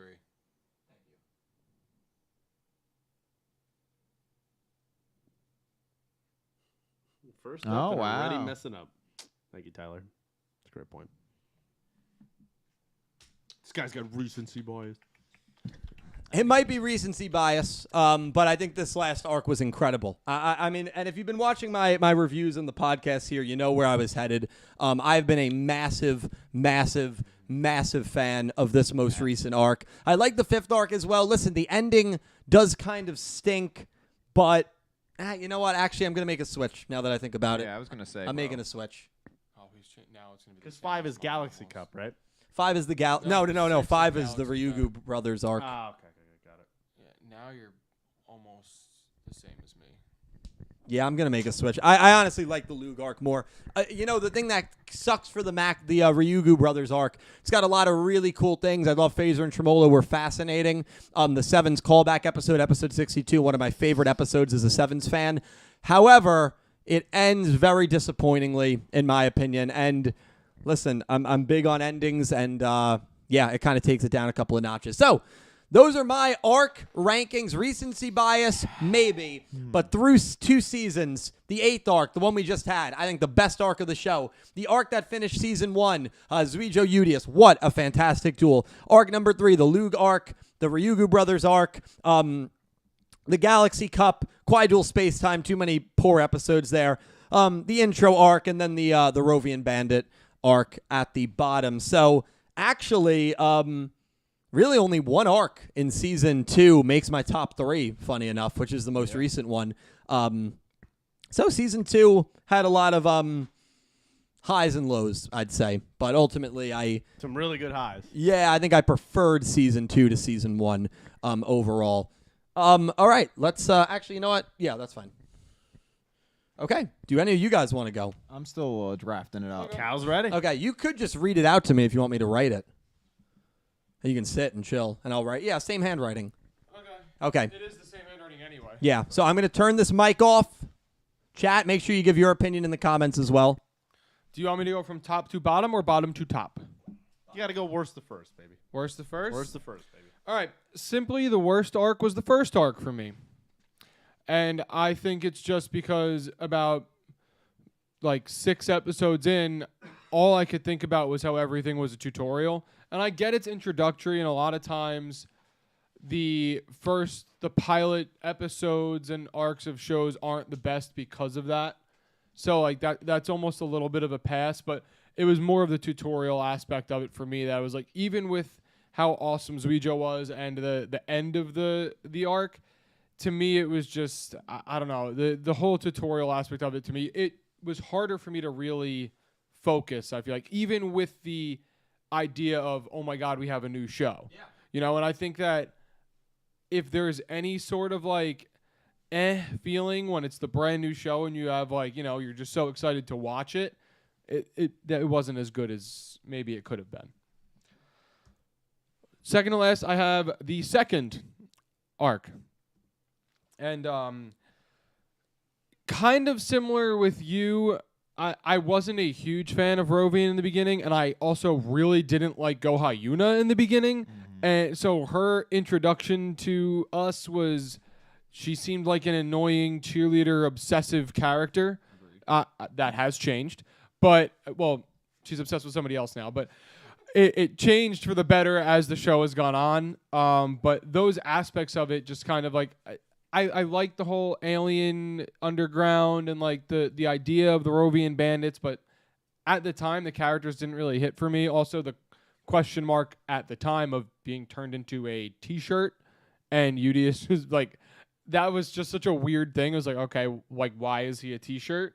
So it was weird for me, I guess, it would be the best way to put it. The next one was 7, the Quai-Duel Space Time. Similar to you, it just started off so slow, and I just think it never, as good as it could finish, it took too long to kind of catch up. And I guess this is also more of a testament to the rest of the show, because I did like that arc. So the rest of the ones coming in is just getting better and better and better, and I did enjoy that one as well. 5 was the Ryugu brothers, and I actually really liked the arc for the most part, and I just kind of hated how it ended. Like, just the way, I mean, the animation of the dragon was a little weird. It was goofy. It was goofy. But also, I just felt like they could have been such a big threat. Missed opportunity with not having Tremolo Yumu when she was like the leader of the rebel group and stuff like that. So I think I have it here because I enjoyed the arc. Didn't really love how the Ryugu brothers kind of ended, and also I think there were a couple of missed opportunities that could have made it even better than it was. After that, I have the Galaxy Cup. So for this one, I liked the introduction of like these darkness cards and kind of Kwaidule's presence, you know, kind of being felt before he's revealed, and the way he just gets like introduced to us in a way, or when he speaks to us through Udius, like I thought that was something that was really awesome. And I think that definitely, it was an arc I enjoyed, but once again, like, it would have almost been better if we had more time spent with Kwaidule rather than kind of him just showing up at the end. We have the same top 3 then, man. I'm interested to see your order. You can just write them in because it's the same as yours, actually. That's why when you switch those others, I was like, okay, now we have almost the exact same thing. But the Lug arc, really liked it. Could have been really good. The whole boring manga aspect of it being the reason that people froze was a little goofy for me. But the arc itself I thought was awesome. Obviously, Yuga gets introduced to the show. And, I mean, there aren't many moments that can top, like, oh my God, the protagonist from the last show is actually here and a part of this show. Like, just the actually happening. Like, we would joke around, like, oh, it's definitely Yuga. Oh, Otis, this, like when he actually comes in and you know it's him, like that was just an awesome feeling. So I couldn't not have it there. Really, not at any variety between ours. I mean, there's a couple flip-flopped, but that's why when you switched it before, I said we have almost the exact same thing. I'm hoping Pete, Nick T, or Ed debate. Okay, good. What's your reason for? I understand for the few things, but it's mostly different. Good. So 4 and 3, I could have probably changed. Like they were interchangeable for me, but I don't even know what it is fully about it. But I just loved the idea of like almost like the realization of they could stop the war, and I also liked the duels in the arc itself. The twins versus Yugioh, which of course ends up being a draw, no result. But like I thought having them 3 in a duel itself was really cool. But I just thought I loved the way that season kind of concluded and set up for this like new perfect journey into whatever was going to happen coming into season 2. I just felt like maybe it's like just my hopes for the show at the time were very, very high, and that's what keeps it kind of up there as my second favorite. Mm-hmm. And then recency bias or not, I think the last arc, from the get-go, it just started good and never stopped. Last arc was, I thought, phenomenal. It was a freight train. Like, it just every episode, it was hitting. So. Yeah, I think the only way you don't love the last arc is if you probably don't like love all the 7 stuff. If you're someone who 100%. Has not watched 7's, But I thought, especially if you're someone who liked 7's, I thought it was as good as it could be. Yeah. But I have a completely different opinion. As someone who didn't quite enjoy the last arc as much as do you want to give your 8? Huh? Do you want to give your 8? I'll wait. I'll be last. Okay. I'm looking at the list now, and mine is completely different. Oh, good. Because me and Calibros were wrong. No, that's good. Because me and Calibros were too similar. Yeah, and I could flip flop 3 and 4, and I think I wouldn't have an issue with it on mine. But and maybe actually just talking about it more, I feel like I'm almost higher on 3 than 4. Yeah. But like for the most part, I've loved the way the seasons have ended. Yeah, I think is kind of how it's been for me. Fully agree. All right, Nick T or Pete, who wants to go next? Do you want me to go? I make sure if before you go, Nick T, make sure if you're in chat, I'm not watching right now, but these 4 wonderful people are good. Yeah, drop it because I'm very interested to see your guys, and I always watch these back. So I'll be watching it tomorrow. So appreciate that. Nick T, where are we starting? So for number 8, my least favorite is the Galaxy Cup. I thought there were some, great matchups that maybe we wouldn't have had otherwise. But as far as overarching plot, I felt like, and actually this kind of goes for the case for my 8 and 7. The plot, which 7 for me is the Ryugu brothers arc.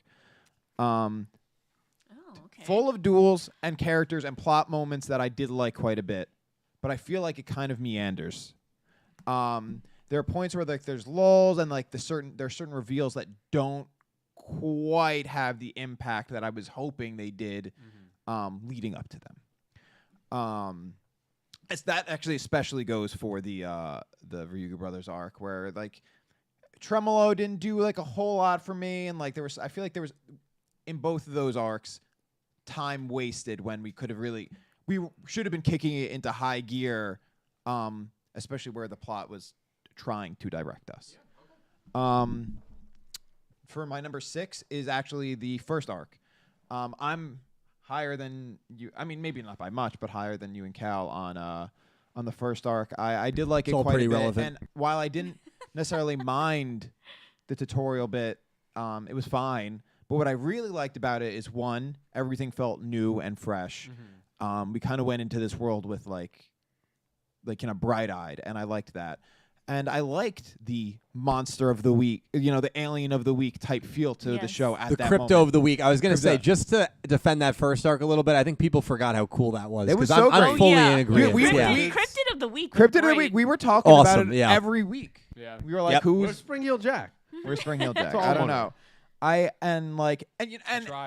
I made this list again in 20 minutes, this arc 1 might be higher for me. Honestly, it was a hard thing to place. But actually, you know what? I may switch it. Oh, okay. We're gonna live switch. All right. 7, arc 7. Again, liked it quite a bit. I liked quite a little space time more than actually. I mean, I guess the same as Cal, but I like. Oh, Endil. But I liked it actually, and that's why it was kind of a play call for me, because one, I thought it started pretty strong actually. Unlike a lot of these starts of a lot of arcs, it actually kind of, yes, it was goofy, but it actually pushed our plot in the direction that it was intended to go. Now, that arc did have an episode that you did fall asleep in the middle of. Yeah. Which is why I kind of and I will say, did you hate season 2? No. Honestly. I mean, they're your 3 bottom arcs besides the 8th did I hate one. season 2? Yeah. Oh, yeah. In comparison to season 1, you definitely liked it less, right, overall? It's hard. I didn't hate it. I liked it a lot. Yeah. I mean, all these, yes, top to bottom, I like. There's not an arc I dislike. Yep. It's just it's a matter of there hasn't been a bad arc. There hasn't been a bad arc. Yeah, that's fair. All right, but I guess I was more favorable to season 1. Sure, I guess you could say that then. But as far as arc, the time space arc, I liked. I didn't mind the whole breaking people out of their false realities, and I think we got a lot of really interesting characters, interactions, and revelations about characters and their internal workings. Specifically, why am I forgetting his name? The Providence. Zion. Who that was a highlight for me. Yeah. Was kind of learning, his feelings. We all have arc number 7 in the same spot. Yeah. We so do. Peter or Eteve, you guys better break that up. And then putting 1 where it is now, I really I love that time. I do hold it fondly because of that. Because of the cryptid of the week, because of the brightness of going into this world, new world. Then I have arc 2, the Rovian arc. It's no secret that I do have a bias towards Rovian, but also at the same time, I feel like it was a continuation of the same energy of 1, where we were getting a lot of really new and interesting characters, a lot of which were alien-based still. We got to explore this idea of the alien underground a lot, as well as kind of dealing with the greater Belgarian issue.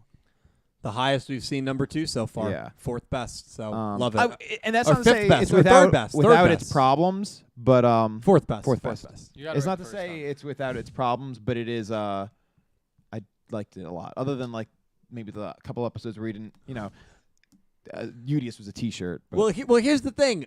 Me, you, and Cal, it's going to be the same top It's three, gonna be just the in a same different top three. order, It's I'm gonna be the assuming. same But top come three. on, man. Yeah. All right, what's your top three? It's only slightly different. It's 4, 3, 8. See, and that's where my flip was too, where I said I could go either way on 4 and 3. Yeah. I mean, the Valgarian War arc. I mean, it is what it is. That arc's great. You know, it's wrapping up season 1 in a really strong way, but some of the characters, again, for me, I think that's what it comes down to. Like, characters and character interactions really drive a show for me. Sure. And, like, Duty Nishaw, it's fine. Wait, you don't like Duty Nishaw? He's all right. I don't know. I think he flip. he appeared at a time when we're like, let's get the show on the road. Yeah, it's true.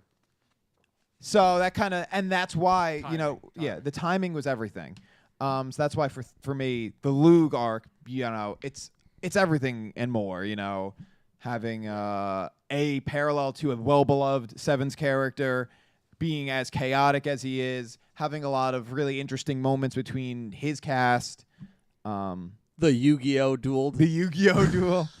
Okay, now make my switch. Yeah. So Nick T, was this most recent arc my favorite? that Yes. good, Yes. or is it recency bias? I don't that think it is good? recency bias. I think We all it's- have it number I one. think the show is doing now. At least for us, I can't speak for everyone, but us who have already set our lists, the show now is doing the thing that we had been talked about and wanting from it to begin with.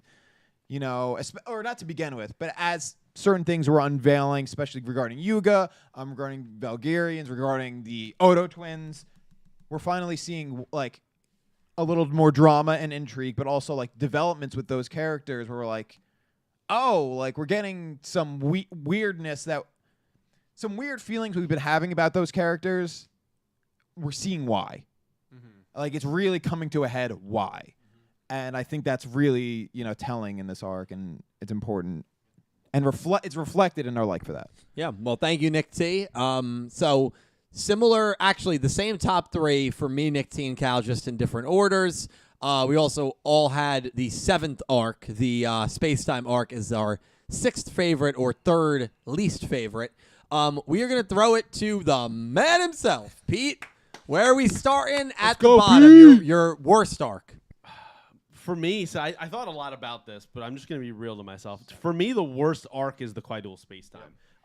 It is an arc. I also had an episode I fell asleep in. It has a great ending, duel and episode between Kwai Duel and Yugioh. I love that episode. It would definitely be top 3 for me so far in the series. But the arc itself, I am over the alternate world, people forgetting memories, having to spend duels on duels, just getting it back, the wackiness of it, the baby episode, all that stuff. Not a fan in the slightest of most of that arc. So that it's my worst arc for that. I would say I'll let you rewrite poor Cal's here. I would say that the second worst for me is arc 1. I'm not into the tutorial stuff, and I felt like because we were in Rush already, we didn't know at the time we were still in the 7's universe, but I didn't need to know about the game of Rush dueling again because I felt like everybody just had that, and I felt like anyone that really watched.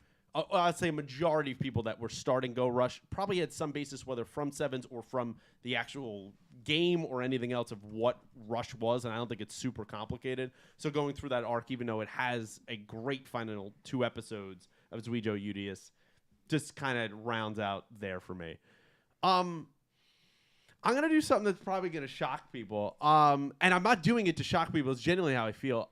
I'm putting the Lug arc here at the 3rd worst. I respect everybody's opinions that you guys love that arc, but for me, the only cool thing about it is the Yuga stuff, right? I know there's the Neanderstar thing and things like that, but I was very invested at the time when I'm thinking about in the Lug character of being that terrifying, terrifying king, and to have it be the manga's just bad, and for me that was a really corny and lame reveal, and that kind of kills that whole arc for me. So, while I think he's a cool character who I'm also taking into consideration has done really nothing since that arc, it's got to be third worst for me. Yeah, I mean, you could definitely say Zion's done way more since that arc than yeah. you. Oh, by far. yeah. I mean, you can't, by a I mile. don't think you could, it's not an argument. Yeah, and the other characters in that arc, the Yugioh himself has done nothing, and Mokita Mbembe, who I actually really liked, has done nothing. Right. He So, should be bring him back. now, when you mentioned Neanderstar, Nick T's eyes lit up, and he was like, "I should have put that number one." But I forgot about it. Mbembe. You forgot about No, Neanderstar. it's not. I forgot about it, but I think part of why I ranked it so high was the subconscious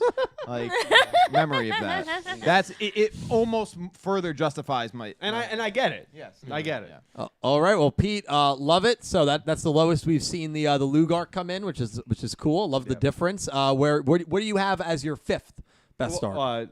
Yeah, fifth best and fourth worst. And this is where I put Arc 2. I have a lot of fun in Arc 2. I'm a big fan of Rowan. I'll say I'm the OG Yuna supporter, where everyone else You here were? at No, the we podcast hated her. hated her. Yes. I loved her from the beginning. I still love her now. Valid, man. I really like that whole episode there where it's like, holy crap, does she have Yuga's deck right now? Udius lost. What is happening? I love all that stuff. I love the whole twins versus Rovian, and then that final duel of Udius and Rovian. I really have fun in that arc, and I know it's a little weird with the shirt aspects and all that stuff, but it gave some of the other characters time to shine as well. Sure. So I kind of really I have fond memories of Arc 2, probably a little higher, I would assume, than most of you. I guess Nick T's kind of in my range. Yeah, as well. we're close with that. This one I went back and forth with of what I wanted to do, but I think it's got to be the Ryuga Brothers arc. Yeah, I figured that's what we were gonna. It's for me. I'm actually really high on most of the arc. I actually love this arc. But because of the potential of no Yumu Tremolo, because of the way that they ended this, where the Ryuga brothers just they did things for 2 years that were like seemingly unforgivable, and nobody cared. Exactly. And that exactly. It's the same way if you're watching a TV show or a movie or anything else. If there's a bad ending, it kills the whole thing for you. And I'm trying not to be biased in that because I still enjoyed most of the arc, but that ending really just definitely keeps it out of my top 3. We have a new top 3, though, thankfully, because you put the Lug arc where you did. Yeah. It means that your 2 season finale arcs are going to be in your top 3, as well as the tournament arc, which is cool. Now, Cal had the tournament arc right outside of his top 3. Nick T had it dead last, so definitely a disagreement on that arc. So what comes in at number 3 for you? What were we calling it? The War of Velgear or the Velgirian Velgirian War? That's Four. yeah. That 4 is going in the number 3 spot. Fantastic, emotional last couple episodes. I'm not a big fan of the Duty Nisha character and all that stuff that went on. So for me, that part of the arc, not a huge fan of. What about Shubaha? Yeah, and Shubaha and all that stuff. It's like, whatever. You don't like Shubaha? But I like take it or leave I it. want more But- Shubaha. Honestly. But for me, though, there's just so much emotion and love and craziness and the reveals of really the creator and what Yugioh knew and all that is just top tier stuff for me. I really love that arc. It's got to Big come in. for at number 3. Yugioh in that arc. The top one's not going to shock you, but I guess this one will. I'm putting number 6 here. I love the tournament arc. And I really think it put together a lot of characters that we wanted to see duel each other and have emotions in that moment. I love the element of the eerie darkness cards that are going on and taking over cool, people and what's happening and how much is the creator, or at the time we didn't know really, the Kwai Duel have involved in it. And then right at the end of it, Thank you that for reveal the for me of Kwai Duel dono. coming like basically through Udius projecting himself there, I think is so eerie. It is so threatening. He's also like having fun with it as well, and having that kind of weird setup duel where it's like him in Udius's body, but then you also have Yuhi and Yugioh and Phaser all there. I love that dynamic. I thought that was so unique, and I love the whole lead up of that of the tournament. So that's why I'm very high on it. And then number 1, it's not for me. It's not recency bias because I think it's more likely if I said, just to be different, I won't put it in the top. This was just a fantastic, emotional arc with tons of stakes. There was still little bits of humor in it. You really got amazing character moments, and I feel like up until this point, this is everything that we have built the show and spent 102 episodes doing. So I think it's a disservice if I didn't put it in the number 1 spot. So that's my list. Very well said. We'll see if Entame makes it 5 for 5 with this most recent arc being at the top. I will also say, Pete, you are the only one out of the 4 of us that has 3 of your top 4 being this past season's arcs, which is cool. As I had 2, Caliber had 2, and then Nick T had 1. Yes. And actually the other three besides the 8th or the bottom 3. Yeah. So cool. A little bit of variety there. All right. Entame, you ready? Before you go, I do want to point something. I'm sorry, really quickly. No, yeah, go please. Because Pete made a point about endings, and I think that like the way an arc ends, kind of how you end up like it does affect it. Right. And it's interesting for me because on one hand you have arc was it 5, the Ryuga brothers? Yes. one? Yes. Where a lot of really cool, great stuff did happen, and it just gets overshadowed by just the imagery of that goofy. I can't. But on the other hand, and it should really be reflected. No, that's fair. No. But on the other hand, it should be reflected for me in the list. My dead last, the image I get is one you described, and of Udius and Kwai Duel, all that eerie, really weird, telepathic, and that does kind of raise it for me. It's just doesn't save the rest of it the doesn't arc. save it for me, but like it really, as far as impact goes, mental impact, that's what that does for me. No, And that's fair. Yeah, It's just the reason why I just, especially that bottom one, like that, I don't see myself really rewatching that entire arc of Kwai Duel Space Time. I don't think I could put myself Skip to the last 3 episodes. And Episodes, I'd probably skip right to. Well, the, we like, all the know last one couple we would episodes. skip. Yeah, that baby episode is. was I'm fine. sorry, It's probably and maybe there's unforgivable. people out there that loved it. Like, I liked it. right? Like you like it, but like didn't for like me, I just hate it. I really just don't. I did not enjoy. That was a tough week to get through for me personally. Was that the one? That wasn't even the one you No. fell asleep to. No. wasn't it? No, I thought there was a it's maybe not- you it's fell not- asleep to a different one. I No, thought they you fell guys. asleep to the same It's one. Yeah. Yeah. I will say, maybe it was. I don't remember. I will say this: endings really matter, right? And like, you look at the Ryugu brothers arc number 5. That's the only reason it's not in the top 3 for me because of the ending. Yep. Pete probably feels the same way. Cal might even feel the same way. Nick T has it pretty low as well because he can't get that phaser dragon image out of his head.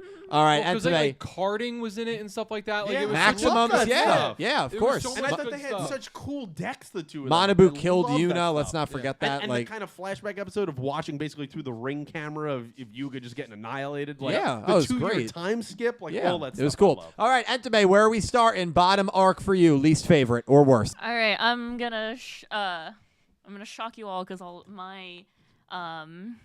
my top 3 and my order is completely different. Good. All right, but I will agree with Nick T that Galaxy Cup is my least favorite arc. Thank you. For me, I do like the eeriness. I love the Kwai Duel like reveal. I love that whole darkness thing. What I didn't quite love was Yuamu's lack of anything during that arc. I think that is what ruins that arc for me most of all. I don't like the fact that she just gets possessed, and then while I do like her response to getting possessed, because I don't think Yugioh has ever gone over like how traumatic being brainwashed is. True. And I think that's like a great like response, but the fact that like for the rest of the arc she does basically nothing but stand there and go Yuhi, and it drives me insane. True. So for me, like the fact that like I feel like that last part of the arc was basically stolen from her. That's fair. And like the thing is, like at the end of arc 6, I really did like it. I really, really loved arc 6. I think what happened is that in the arcs following after, they never like they kept putting Yuamu's like role of being the smart one to Yuhi. Yeah, they And certainly it just, did. And downfall so of that Yumu. has that has completely warped my perception of arc 6. Like at the end of it, I was so happy. I I was think like, this is great. I the love Kwai Yuhi Duel now. reveal. I think we watched together, right, when it debuted. Mm-hmm. Yeah. Yeah, I loved it. But anyway, like looking back on it, not really that great. Fair. All right, this one's gonna shock you. My second to last, I'm gonna put as arc 3, the Lug arc. I feel the same way as Pete. I didn't really like how the Lug's like big thing was that his manga was boring. I know it's funny. It's funny. It's like quirky. It's not a bad thing, but I just myself didn't enjoy it. I feel like third arc is when I actually started really liking Yuna as a character. And unfortunately, to basically watch her have that duel with the Lug get torn away from her for Yuga wasn't what I really liked. Now, I did enjoy the Udius and Yuga versus the Lug duel. I love the speech that Yuga gave the Lug, like all of his personal feelings. I love like the development of, or the show of growth of Yuga's character and how he handles situations and him cheering up the Lug. I loved all of that, but for me, like the entire arc being sort of everyone gets frozen and then Yuna doesn't get her last duel and Rovian just kind of dies frame one.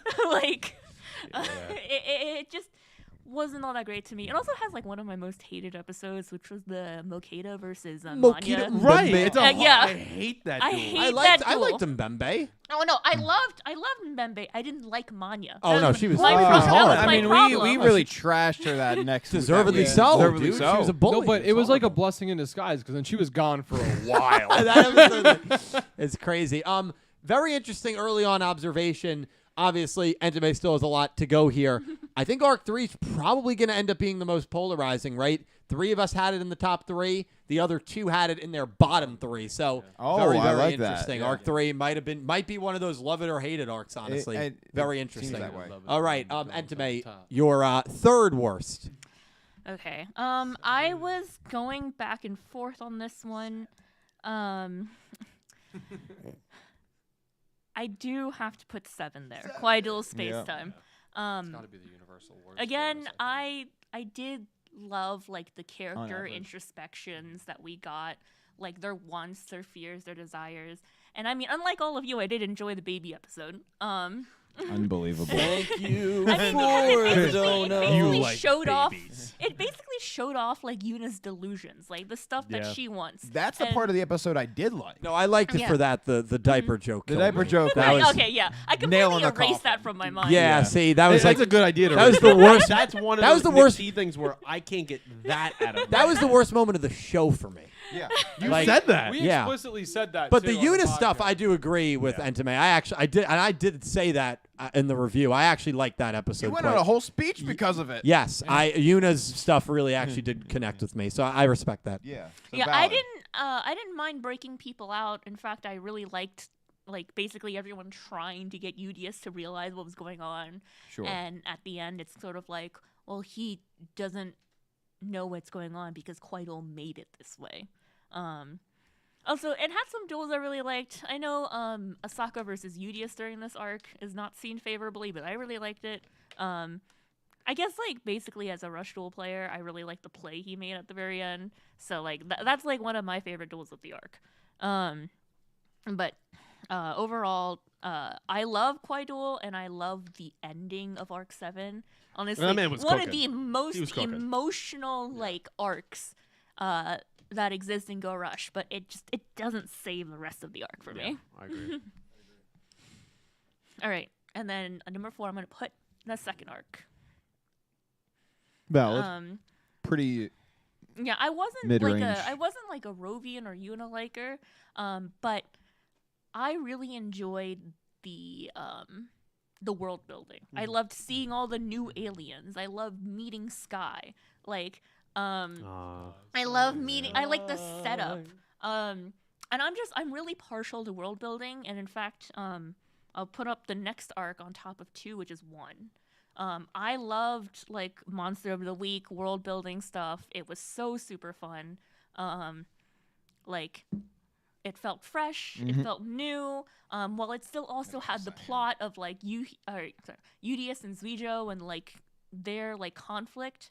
Like the seeds of it were planted in arc 1, and I really liked all the new characters and the little hijinks. And I'm just really like fond of like world building stuff, and so that's why I rank 1 and 2 so high. So, Entame, it's going to be the same in terms of 8 and 4, which I mean, I think you gotta be very strongly opinionated, I think, to not have either of those, let alone both of those in your top 3, because they were I thought they were just so good. And also, very interested to see how you rank them. And then the other one is the Ryugu brothers, which you are going to put in the top 3. Yes. It was flirting with top 3 for me and Pete, so I'm happy that you are giving it top 3 honors. Before Yeah. you give this, Okay. I want you to preface, because I'm very interested to know. Does this Ryugu Brothers arc have anything to do with this most recent episode shot of this man being young? Okay, it was a thirst trap for fair- sure. I gotta ask. I gotta know. Wait, We need to have we transparency. have to be able to here. pull that up. Yeah. Actually, Well, we'll talk about it when we get there. All right. I forgot about that. Can we move 5? Well, actually, that puts 8 even higher for me. Yeah, true. If I could go to 0, that'd be great. 8's off the board, like all the way out. All right. Third, I'm gonna put the 8th arc. That's valid. Oh, okay. I did really enjoy it. I do like the whole like Yumu is Otis like deal, and I also loved all the tearful goodbyes and like how like the send off of the arc, the emotions of the arc. They were really good. I think like one thing that really stood out to me this arc, besides the farewells, was sort of like how Yugioh dealt with like everyone dying. Like that one episode where they're at the amusement park, right? Like that stands out to me because like for I think I spoke to Dill about this. Yeah, I remember texting you after you finished the episode because I was like, where he has this speech where he's like, well, to do nothing at all, because I'm afraid of disappearing just means that I've already disappeared. Yeah. Which is like a very powerful speech if you didn't like take into account that he lost his mind over 2 normal people doing a low stakes, like no stakes at all actually duel. And how willing he was to throw away his life just because he felt like they were disrespecting Yugioh's name or whatever. And that was very interesting to me. I love Dark 8. However, I like the other 2 more. Yeah. So this is not like a knock on Arc 8. I just enjoyed the other 2 more. Yeah, fair. All right. What do we got? All right. Second, I'm putting Arc 5. Arc 5. Bless you. Bless you. Yes. All right. So I had a feeling you were gonna put 4 at number 1. Oh yeah. Even before you got like you were 3 up, and I'm like, she's putting 4 at number 1. Yeah, Arc 5, I really enjoyed Tremolo and Phaser. They're like the highlights of any episode for me. Yep. I love their dynamic. I love their personalities. I love the 3 secretaries that Tremolo has.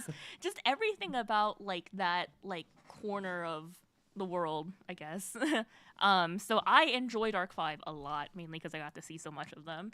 And we also got to see a lot of like Tremolo's like what's the word? Feelings of like wanting devotion. to protect devotion to protecting Phaser, and then like Phaser in turn, like the big reveal being that he's doing all this to protect Tremolo. I felt that was very he was a dragon. I was like, excuse me. Yeah. I enjoy dragons. I love dragons, so let's put the arc higher for me. I really enjoyed it. That's like all valid. the way through. Didn't have a single complaint. Besides like Yumu not dueling Tremolo, that should have happened. But I liked Arc 5. What can I say? You was your phone case for a while, right? I mean, You tried to connect He that. tried to.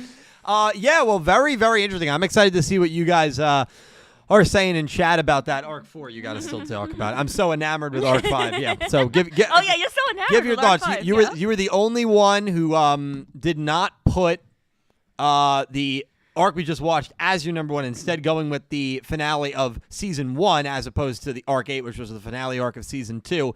Mm-hmm. That to me is the second best. I think it's phenomenal as well. So floor's yours. Why is it number 1? Why is it the best? I think in terms of episodes I enjoyed more in Arc 4 versus episodes I enjoyed more in Arc 8, there was maybe one episode in Arc 4 that I was kind of ambivalent on. Which one? Meanwhile, it was Yuhi versus like the Damamu. Damamu, yeah. Yeah, that was like the one episode where I was kind of like, whatever. Yeah. But I think Arc 8 had maybe 2 episodes I don't want to say I didn't like. It's not that I didn't like them. I was just kind of like meh on them. Yeah. Bochi and Yuna. Sorry to interrupt you. Was that it? Those were the 2. Yeah. No, same. not Yuna. I liked Yuna's duel. It was episode 100. I just didn't like how it was framed. Like, Oh, okay, In the general like sphere of like the entire arc, like it was a good episode, but like watching 100 live was not great. Yeah. And Bochi Manya. Well, it speaks for and itself. then Arc 4, I enjoyed every single character from Arc 4. I love Shubaha, I love Duty and Isha. I love, like, all the Valgyrian world building we got. Like, we saw the Valgyrian planet, we saw the different factions. Like, there was so much going on, and again, I love world building. That's why 1 and 2 are so high up there. So, and I love 4. And of course, I love episode 51. So, I don't need to go any further into this, but I like everybody's list. Yeah, no, really, really cool segment there. So, I would say that for us, fun to look back like at the end of the show. It will be, and just eyeballing it, I think the most liked arc on average is number. Oh, really? You calculated it? I would guess. Don't tell me. Can I just guess? Yeah. I think number 7 is the worst. It's tied with 1. Yes. Yeah. So 1 and 7 we have as of the 5 of us on average is the worst. 1 and 7. 8 is obviously the best. Yep. I have 4 is the second best. Yep. I think 5 would be the third best. It's 3. The third best, right? 3 is the third best. Oh, 3. Okay, yeah. And then 5's 4, the fourth best. And then it's gonna go 2, and then 6. Thank you. 6 and then 2. Okay, so read that down. 8, 4, 3, 5, 6, 2, and then 1 and 7 are tied. Okay. And to be fair, 2 is only 1 above both 1 and 7, and 3 is 1 above 5. So it's a pretty close race. So those are all like relatively close together. And then 8 and 4 are like well above. Yeah, 1 and 2, the 1 and 2 spot. Oh, I'm sure. Well, they just crank it up. These season-ending arcs, they just crank it up. If we're looking at trends here, there's 2 things of note, at least that I've noticed for myself. Yes, Nick Well, T. in a general sense, it only makes sense. It's important to note that 2 of the 3 in all of our lists are season-ending arcs. 100%. Would have assumed that. It's going to make sense with the trend. As far as my own personal list, actually, you talking about yours kind of subconsciously highlighted why I had 3 of the 4 season 2 arcs so low. Yeah. And that a lot of that has to do with Yumu's role in the show. Yeah. Yep. Becoming so like we were so high on this character. She's the smart twin. She's cool. And of course, as much as I'm a Yugi enjoyer. I think he's phenomenal. I'm great that he's gotten the push, but to see the lengths that Yumu has fallen subconsciously, those arcs, of course, are going to fall in my estimation because of that. I think that's very fair. And Yumu got a massive glimmer of hope in the 8th arc, right? In this past arc. Exactly. So yeah, I think that is reflected in my list, at least subconsciously. Yeah, that's fair. Yeah, it's fair. All right. Well, listen, we appreciate you guys all being here. Do we want to get to some donations, super chats? Oh, God, so many. I would think, man. I don't know if I'll be staying through all these. There's not that many. Only 2 pages. Yeah, not that many. I appreciate all you guys being here. We will get through these. Let me. He's gonna read them anyway. Yeah, I'll do the link ones. Yeah. Usually we just write them down until we have everybody. But okay. But you got it, bro. Shark Messiah, thank you for the $5 donation. I said this to Dylan yesterday, but I think the dark being that took Yumu is Yuga, him being the dark figure in front of the poster with Yumu being the red figure in the back of the poster. Don't think he made it home since certain details don't match. I definitely agree with the second part. I do not think he made it back home if home is the end of Yu-Gi-Oh! 7's 92. Totally agree there. I don't know if Yuga is the one that took Yumu. You did say that theory yesterday when I was live at Duels of the Roses, and I thought more about it today, and it is fascinating, but there is a hint of malice, I feel like, with how it was presented, and I feel like Yuga does not strike me as a character or a person of malice or malintent. Now, that being said, could this be some weird effed up version of him that got screwed up in the timelines? Absolutely. I can't say from the bottom of my heart, it's not him, because it could be some variant of him or some version of him that got messed up in a timeline that we've yet to see. And that's TVA. Yeah, right. Well, and that's what happens when you have this interdimensional timeline multiversal travel. So for that reason, I do think there is a chance with that, but I think Yuga's going to be gone for a bit, and I think we'll go in a different direction. But I do like that theory, Shark. What have you done? good. He had the cap on his water bottle. Shark Messiah, thank you for another $5 donation. So since it seems Yumu is turning evil, what deck do you guys think she might run? My idea is Red Eyes since it would stick with the Darkness theme. Also, it seems that Yuga's spacesuit is being called his Otis costume in official material now. Interesting. Where are you seeing this? Yeah, Genuinely, where are you seeing Yeah, this? I actually didn't know that. I mean, well, we know like the helmet that he made was named Otis. Yes. Now it was an acronym, right? Yeah, it was an acronym. Yeah. Which is still weird, but like, you know, we haven't. Well, I thought it was weird because I'm like, you name your equipment after your mortal enemies. Remember, he called him his mortal enemy in '62. So I always thought that was weird. Felt like that may have led credence to the thought that maybe they are one and the same because it was just a weird thing. I don't. But they never followed up on the helmet thing. No, they never did, and I don't think he's Otis. I don't know though. I don't know. I don't think he's Otis because I just don't think either of them are Otis. At this point, after doing this arc, which I loved clearly, yes, there has to be a reveal in this next season. Fully agree. Of who the hell Otis and really is. we will not know until Otis because takes off his helmet. I'm telling you right now. Yeah. I'll just say it right here. Yep. If they do this again, where we do not get a reveal, we play this game of, well, we don't really know who this is. That's really going to put a damper on the show for me. I fully agree. We're playing games now over 2 shows. I fully agree. Of this one character. Give me some kind of satisfaction. I've been saying that since the beginning of Go Rush.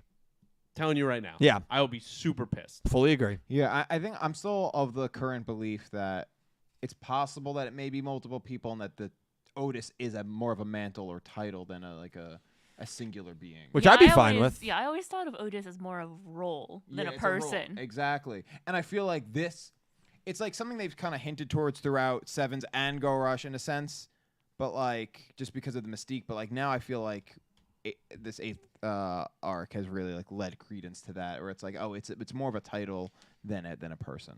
Also, I'm seeing Shark Messiah say it's from the Volume 9 image. Yeah, no, it's OTES, the acronym.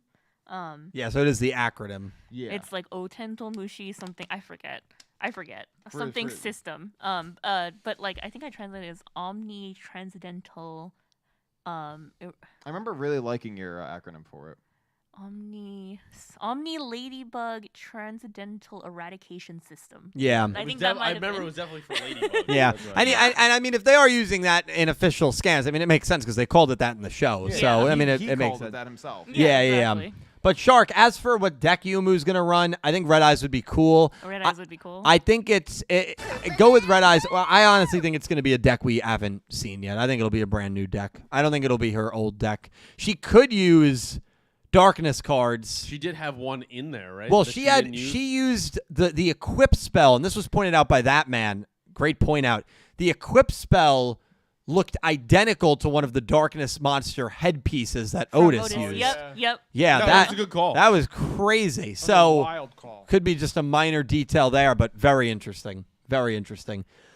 Crystal Colden, thank you for the 888 donation. More questions than answers indeed. Now, what about that beware of the Ohdos? Unless they are talking about Yumu again, can I bring back Darkness Yuhi theories, please? Considering that there is actual evidence that Yuhi is Otis now. What? Is there? What? Where did that come from? I'm genuinely. I don't know if there's evidence. I mean, maybe speculation. But I think there's the problem. I don't think Yuhi is smart enough to be Otis. Yeah, No, I mean, I think honestly, if it's, I think he's the least likely out of the 4 of them. That includes Udius. I still think there is going to be a little bit. Includes Udius. What do you think? Still think there's going to be a little bit of tension between him and Udius, given Quaidul's words, whether they're warranted or not. I think it could in the back of Udius's mind, if anything goes a little weird, even if it's not intended that way, he's gonna be like, what's going on? Yeah. It plants the seed right. of You doubt. could be very innocent with something, and that might change kind of his perception. And as for and I know, Crystal, you do want to see that evil Yuhi. You've been advocating for it for a while now, but unfortunately, not to be the party pooper on that, I think beware of the Ohdos almost definitely means Yumu at this point, unless they do another 360 twist or 180. I think there's going to be another Ohdo. That could be Otis. Like another, Yeah, that could Yeah, be Otis. yeah. That's Yuga's like father. different. No, I that's knew you were separate. That is separate from Yuhi, Yuamu, and Yuga. Like, I it's agree. Completely different. I do agree. I think there's going to be It was something. so vague. It was intentionally vague. We also Yes. don't know where Yuhi and Yumu's parents are, right? I mean, they might be. The funny Hey. thing with Yu-Gi-Oh, Hey. we may never see them. We know. Or they could play a massive role in the What show. does that mean, You think dude? they're dead? You can just say it. We know what happened. It's past 10 o'clock. You can say they're dead. Say you think their parents are dead. They're dead. Stop. They're dead. It's Oh, a my Yu-Gi-Oh goodness. trope. They're dead. We thought that about Yuga's Past 10 mom, o'clock. and Yuga's mom was And very, and very where's alive. Yuga's dad? Probably dead. I think he's Otis. No. Probably dead. I think he's I Otis. don't think he's Otis. I think he's looking for a pack of cigarettes. You're married to that, and you're looking for a pack of cigarettes. No. I agree. Hey, I mean, yeah, Nick T would agree with I that would for agree sure. I agree with that sentence. But, you know. yeah. Is what it Otis is. came between me and your father, honey. Oh my God! What the fuck? No, I can see. Yeah. Right? Yeah. It's me or Otis. You have to pick. I pick Otis. It's And like, he never takes the outfit off. She still picked him anyway. I mean, what a twist, dude. Yusaku Fujiki supporter 420. Thank you for the $2 donation. Man, Natalie ended up taking a nasty fall down some stairs today at her job. Oh, I'm sorry to hear that, Natalie. That's. I hope you actually feel better. I'm sorry to hear that you fell. Sorry. We are watching Vrains in One Piece to help her feel better. Hopefully they find the One Piece soon. Also, Yusaku is cool, bro, and Kusanagi is such a bro. I wish we watched Vrains sooner. Yeah, Vrains is a good time. Natalie, first and foremost, enjoy your Vrains, enjoy your One Piece. Feel better. Feel better. Yeah, I mean, feel better. seriously, feel better. Thank you so much, Yusaku Fujiki, 420. Crystal Colden, thank you for the 777. You gave us the Go Rush Devil. Oh, no, that's 666. The Go Rush donation, and now the Sevens donation. The Devil donation is 666. And It's usually different. from Batman. Yes. So Crystal, happy 5th anniversary to Sevens episode 92. Wait, 5th anniversary? Fifth? No, It hasn't. second or third. Wait, we're not even there. That's next week. That's at the end of the month. It's only been I was two. gonna say, It's been 2 Crystal, years. don't age us like that. I'm like, It's it's been 2 years. For a second, I thought another pandemic happened. I was It's like, 5th what time anniversary. is it? It's been 84 years. and We were in the Quadul space time that whole time. I read 5th. I'm like, what the heck? It's only been 2 years. Oh, It's Crystal, been- it hasn't even been 2 years No. yet because it's the end of the We month. thought it was 2 years. It's been Oh, 5. Crystal, you Oh, scared me. God. Happy 2nd anniversary to me writing my longest fanfic at this point with 3 parts, and I am not done yet, nowhere close. Also, Kingdom Hearts is 22 years old. Now, that one sounds about right. I feel old again. Kingdom Hearts 22, Nick T? That would track. Yeah. Probably. Yeah. That tracks. 2002? Yeah, that tracks. Yeah, I'd probably try. That's crazy. Yeah, almost definitely. Because I played it in my old house. Yeah. So that Yeah. tracks. Thank you, Crystal. I appreciate you. But don't scare me like that with the years. Limestone, thank you for the $2 donation. Would Dylan bet on a Funko? No, he's too scared. Yeah, he won't even put a 20 on it. He's not too going to put a scared. Funko He's on it. way too scared. What Yeah. Funko would you? Would you Well, put- you don't have a Funko. Well, would actually, you you have that put- Doctor Strange Would you Funko. put $14.99 plus tax? Right? $14.99 I don't know plus. what tax. He's got that Doctor Strange Funko. No, but definitely don't. Oh, you got rid of it? I don't know. Would you bet a Funko? One of them, yes. Oh, yeah, as but in you you would get open to pick it? or I get to pick. We could come to a mutual agreement, All right. but not in this bet. It's something different. He's asking hypothetically, yes. But I think he's referencing that bet, and I'm just saying he's too scared to ever do that. You won't even put a 20 on it. Yeah. Also, people are saying March 28th. Is that the? That makes sense because We are usually thinking we March. don't have a week break at the end of March. Mm-hmm. I can't remember the last time it happened, if it's ever happened. So Why- Sevens why is it ended. happening this They didn't give a reason, but that's They fine. just maybe Yeah. the animators getting a break. Give him kinda a week thing. off. I mean, give me a week off. Yeah, Thank well, you. that too. Yeah, I'm Deserved. fine with it. Deserved. Yeah, I'm fine with it. I mean, no So that was- issues. two. I guess You contacted them and you said, "Listen, Tomorrow you will need be to fine. If it helped, if it Exactly. helped production and storytelling, I wouldn't even have an issue with them doing it at the end of every arc. I really wouldn't. I wish, and not to kill their I employees." mean, like- Yeah, I wouldn't. not to be like a little off topic, but like this made me think about how I really want a Yu-Gi-Oh that is not weekly but seasonal. That's not Like, I off want, topic Like at My all. Hero That's it. Academia. I want like a 24 episode Yep. season that we get like once a year. If you wanna really like push it once every 2 seasons, 24 episodes. But Yeah, I'd be down don't- for that. I don't like the weekly format. I understand why it's there. Yeah. I mean, it's Yeah. I would love that because you wouldn't have all these like kind of pointless duels, and we could just really get to like the heart of what we're doing. Oh, I'd be totally down for that. I'd have no issue with it at all. 12 episodes would be short, but 24 is fine. Yeah. 24. 24 would be great. Yeah, that'd be really cool. Hopefully it happens one day. Who knows? Pink Penguin, thank you for the $2 donation. I love this finale, but I'm so nervous for where Yumu goes from here because after this amazing mini arc, they may either be brainwashed or a damsel in distress, and I would hate both, especially since she's been possessed already by 2 different characters. Yeah, Pink, I mean, the direction is character saving. It's great. It's a wonderful direction, in my opinion, but now it all comes down to the execution of Yumu, and does she fall into those Yu-Gi-Oh tropes that we've seen many Yu-Gi-Oh girls fall into? Brainwashing, damsel in distress, we need to save her, kidnapping, gaslighting, or does she go on her own volition and make a decision? So, totally agree with you, Pink. I'm definitely kind of nervous about it, and we just have to hope for the best, you know? Yeah, definitely. I have trust in the studio, though. I do as well. Make Yumu great again. Pink Penguin also donated a $2 donation. My order worst to first. So her worst arc was number 1. Her second worst was number 7. That definitely checks out with a lot of us. Then 2, then 6, then 3, then 5, then 8, then 4. So Not Pink's got too dissimilar. Pink's from, got the same top 3, just in a slightly different order as Entame, with 5, 8, 4 being her, and also has 4. My bottom 2 are stuck there, but every other arc can interchange. I feel like I'm not a fan of many arcs, more moments from each arc. So I rank it based on which arcs have the most moments I care for. Yeah, That's fair. that's fine. I mean, I think whatever rating I system love you like how to everyone use. consistently Quietal Space Time right at the bottom. Yeah, isn't that funny now? I mean, we've had now 6 people give their rankings, including the 5 of us. We all have it in the bottom 3. She had it bottom 2. I think yeah. I think I could be talked into that moving all the way down to the bottom. Yeah. With like a couple of good arguments. Sure. Yeah.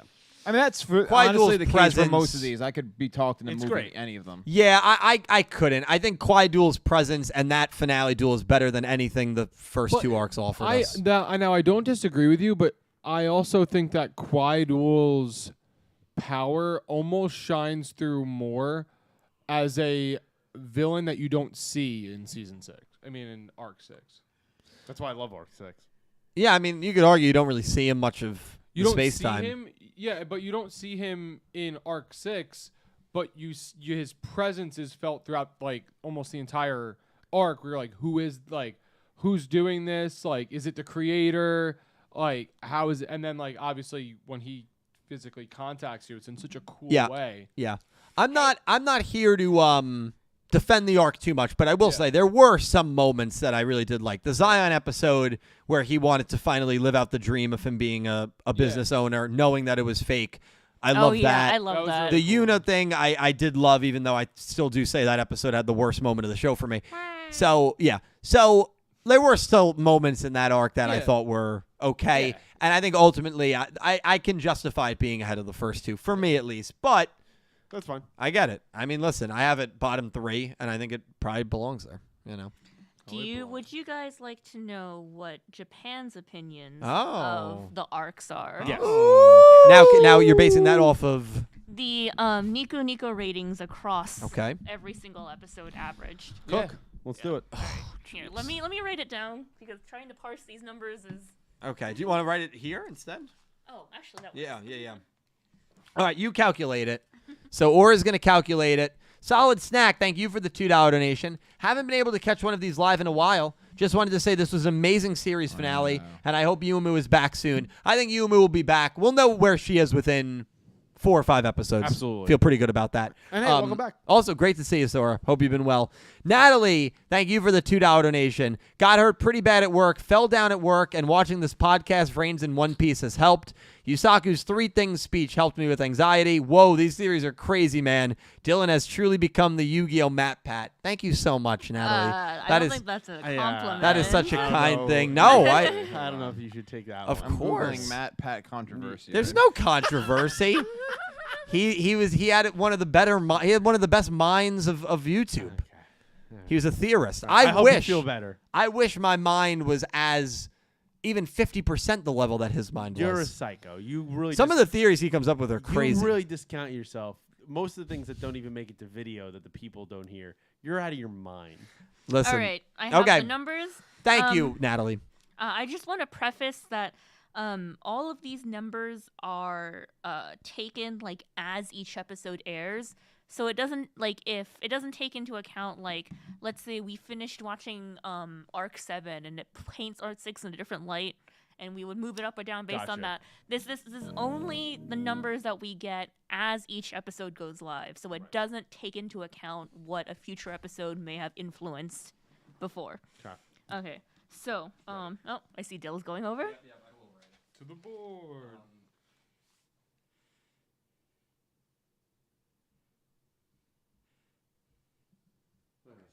All right, starting from the bottom is arc 2.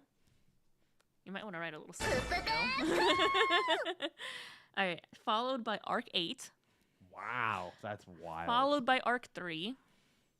Then 7. Then 6. Then 1, 5, and 4.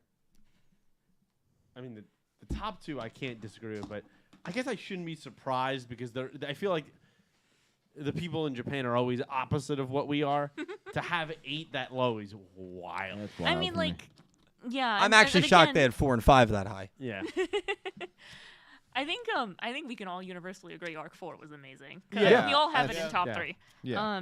But again, these are the ratings as the episodes air. So if something in arc 8 makes I don't know, arc 2 sound better, it doesn't take that into account. It's just episode 97 just finished airing. What were your thoughts? Rated from 1 to 5. So there's no retroactive. No retroactive. Yep, just yep. as they come out within the next 24 to 48 hours, these ratings are tallied. And then after those 48 hours, there's no more no more voting. You would think that would help the 8th arc.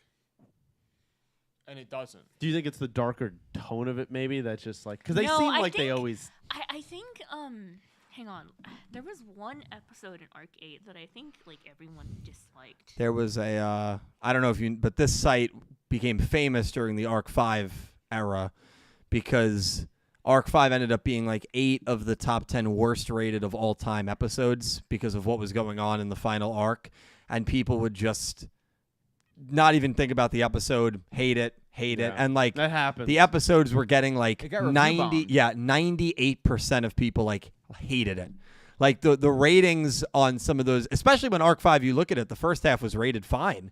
But that site is famous with the Arc 5 kind of, I don't want to say demise, but I guess you can say the tapper off. And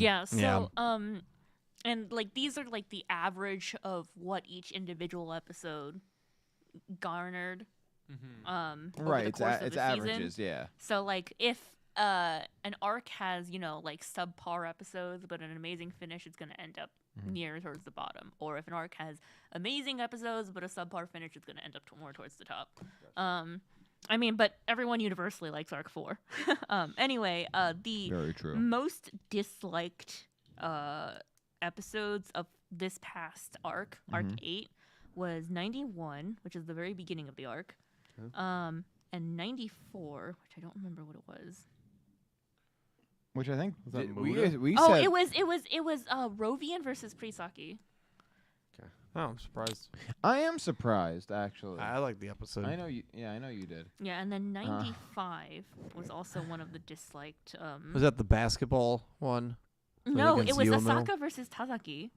Oh, that one I like too. Yeah. Duty Nishaw's death. Yeah, I We mean, have listen, different it's just tastes. different tastes. And I look at that list again based off the average Nico ratings, and the only real issue that I have with it is 8 just being so low. I mean, 1 being that high is also really, but I get it because again, you're rating it as it's going. So for an introductory arc, I think it's fine. It's just for me when you compare it to some of the other arcs, it doesn't hold up as well. But I wouldn't argue 1 being that high. That being said, yeah, I would argue it. 8 is way. I think if you just slid 8 above 1 and dropped everything else down, in my eyes, it would make a lot more sense. Yes. Yeah. I can agree with that. If you put 8 above very 1, it's Endeme's top 4 exactly in order. Oh, yeah. Exactly. Yeah. Yeah, you're right. And then with some other stuff moved around. Yeah, just 6 and 2 are flopped. Yeah. For I will say, it's comparing this to ours is interesting for that very reason, where these are all voted as they happen, rather than ours. It's fluid, and some of these were voted retroactively, where it's like thinking back on this arc, these are my feelings, but these are all voted on as they're occurring. So that is gonna take some effect. Some apples and oranges stuff. Like Arc 6, for example, as it was airing, I was hyped for it. Exactly. I was really high on it. But then as after it finished and we got the next arc, it completely fell all the way down for me. Yeah. And additionally, say an arc is really great for 3/4 of it, and it's rated really high, except for the last 2 episodes which people hate, and say abysmal. Say it's generally abysmal. That average might still be high enough to keep it, up there. Whereas if we're rating it outside of that, we could say, well, it ended really poorly, so I don't like it. So I think that would be kind of how the 5th arc was for some people. Exactly. Because that arc overall was very good. The ending really brings it down, but there were a lot of moments that were probably wow, I love this, and got really, really high ratings for those episodes. And then, I mean, if you don't like the way it ends with with Phaser and the Yogu brothers, only 1-2 episodes that you dislike aren't going to ruin the overall score. Yeah. Right. Yeah, well, Endeme, thank you for providing that data. Very, very, always interesting to see what our friends over in Japan are saying and how they feel about the episodes. I will say, yes. Arc 3's third most highest rated episode was Ishida Glot versus Udius. Well, we knew that. Yeah. We knew that. I remember that one from last time. That was controversial for us. Yeah. Mm-hmm. So they still have that as the 3rd best episode of all time, technically? No, not all time. Just for Arc 3. Oh, for that arc. Okay. Yes, okay. just for that arc. Yeah. And some more trivia. Arc 4, literally 11 of the 12 episodes had ranked above 90. Wow. That's good. I mean, rightfully so. Mm-hmm. And the one episode was one episode I also didn't like, which was Yuhi versus Damamu Yuamu. Okay. Yeah. Yeah, and then coming in second place in terms of the arc with the most liked episodes is Arc 5. Wow. Yeah. I mean, Arc 5 was great. The only reason I have it lower is because of the ending. However, you would be interested to know in that the ending also received above 90%. They didn't mind the dragon design, Nick. No. No, they didn't think that front-on view is goofy as all hell. In fact, the finale episode of Arc 5 is rated higher than the penultimate. Wow. They like that design, just like they like Ishida Glot. I'm gonna put. I mean, hey, we all have our tastes, Yeah, but also yeah. Oh yeah, and then last piece of trivia, episode 62, which was the one where they Sevens, to the future. Yeah, 7's 92. Yep. Is the highest rated episode in all of Go Rush. Wow. And the dislike ratio is literally 0. Wow. 0 people disliked it. I mean, it was pretty hype. I'm surprised though, because I would have assumed that anybody who did not watch Sevens that was watching Go Rush would have hated it. So I'm surprised it's 0. I mean, it was You're still going to the future though. That was a great episode. I'm not arguing. No, I know, it. but even I think I made this point. We were talking about whether or not the show could stand alone if you didn't watch it, how you would feel about it. That's the biggest introduction in a way to who Yuga is, where he comes from, the connections that he could have had in this future that if you didn't watch Sevens you wouldn't know about. That's fair. I'm just saying I've seen takes on Twitter of people that are not happy when Sevens stuff is in Go Rush. So I'm just surprised it didn't translate at all to even a couple of dislikes. That's understandable. It's honestly. I mean, I'm not in that position. I love the Sevens stuff. It's hard for me to understand how, opinions on Sevens versus Go Rush can be so vastly different, to the point where you just hate everything that is Sevens involved in the show, but. I think it's just sort of like a vocal minority. You're seeing a lot of people who aren't happy about Sevens, but like they're like what 10 people as opposed to the thousands of people watching Go Rush who are just fine with it. Like both, yeah. No, I would agree with that, especially because if you are satisfied with an episode or like like it, you're probably not going to write about it on social media. Yeah. As opposed to if you really didn't like it.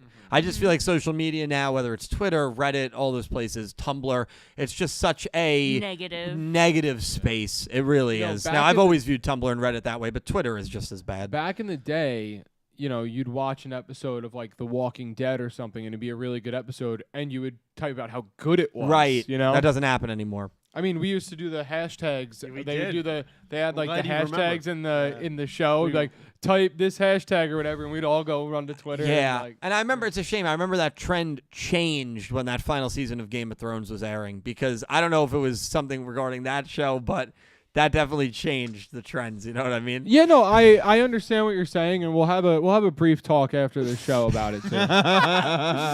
All right, hold on. I am going to use the restroom. I'll be back in 3 minutes. If you guys want to read some super chats. Are you done with the ones over there? Yes. Okay. And as always, thank you all so much for being here. We still have a little bit to do. I know we've been live for a while. We do have to play the opening. We do have to play the ending. Make some season 3 predictions. Thank you for tuning in. Season finale show. We still got a bit more to go. I'll be right back.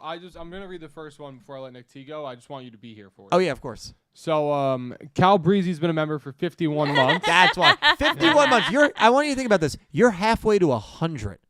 I'm more than halfway to 100, baby. Yeah, you're right. He's giving you over 4 years of money. Yeah, thank you, dude. I appreciate that. And my comment is simply, Monday left me broken. Tuesday great episode. I was cold and broken. Wednesday my fragile arms were open. Thursday waiting for love. Waiting for love. Okay. Thank you. All right, go. God, dude. Thank you, my man. Of course. Thank That was you beautiful, by the way. I for appreciate the that. dono. Listen, we just gotta do a karaoke. Yeah. Karaoke stream. Listen, we saying, had done it before. Let's bring it back. I have the karaoke Karaoke machine stream. ready to go. Let's True. fucking go. Karaoke stream would be so much fun. Then we can have a real banger. Love me, Dude, broken. that'd be crazy. All right, all you, buddy. All right, brother. We've got 6 months of Raw Yellow membership from Tyler DeBoer. Thank you, Tyler. Good 3-part finale, and had me conflicted on who I wanted to win the entire time. Though a certain someone was missing in the epilogue, hashtag justice for Mitsuko. He's not wrong. So, I agree with the first part of what you said. It was a good 3-part finale. You know, there's a lot of conflict on who you kind of wanted to get behind in their beliefs. I'm not sure Mitsuko needed much justice here, but I don't believe she needed like any justice. Who was she left with? Everyone's gone. No Basketball. one's checking on Mama her. basketball. Okay, she Yeah, does that's love right. Mama She's fine. basketball. She'll be She's all right. Yeah, she's fine. She's got the chilling. bread shop probably. She'll be fine. Be all right. I hope she is still running the bread. They should have just shown us that. I would like to have seen that. If anything, you could always step in. No, we can't. Okay, yeah. I can make bread. I can knead some I'm not bread. saying you're a Yugioh, I'm but no, you. I'm no, Yeah. I'm no Yugioh, but I could definitely knead bread. Yeah, you can Yeah, do it. Yeah, I could make. I could be a good baker. We have $5 from Stinkfly. Stinkfly. Yuna ends up inventing Goha duels out of spite and outlaws anything related to the Ohdos as she takes over Matsuba Town. Laughing face. I mean, I don't think that.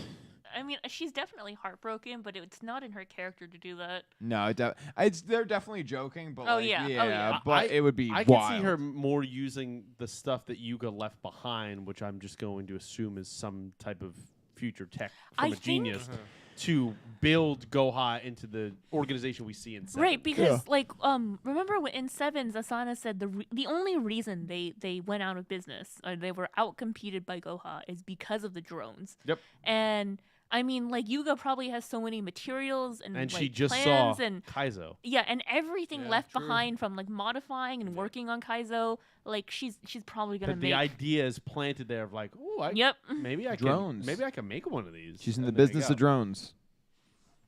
Yeah. It's like if you dropped an iPhone in like 1980. Like if people are gonna look at that thing, like, well, how do you make that thing? Like Yeah. it's gonna inspire Reverse and engineer. speed up more Yeah. stuff than you would think. I do want to So they say built the pyramids. What's time travel?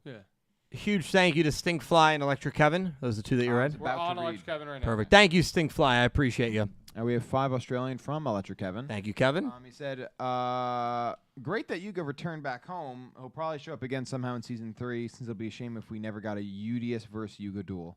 I certainly agree with the second half. I just don't think he got home. I mean, it's up for debate.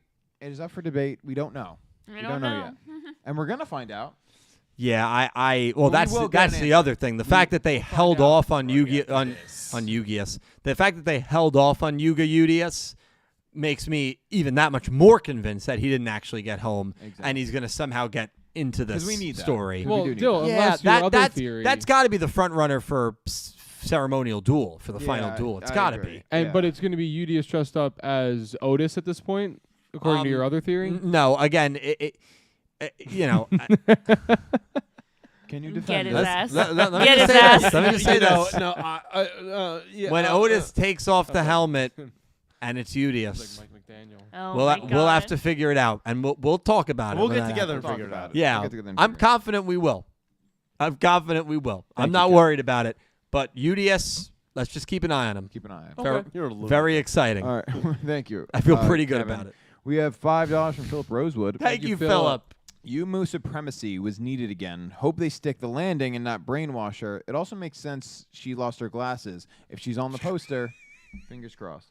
I always accidentally pull this picture I up. love that because that's my photo. It's so I love it. Oh my god! I did the editing. Pete took the photo. We were like, you guys. I was like, dude, this would be a that's great idea. beautiful. Why did you take this photo? That is beautiful. Yeah. I love that. It's always It's a great combo It's on our beautiful. It part. came out way nicer than I Yes. expected it to.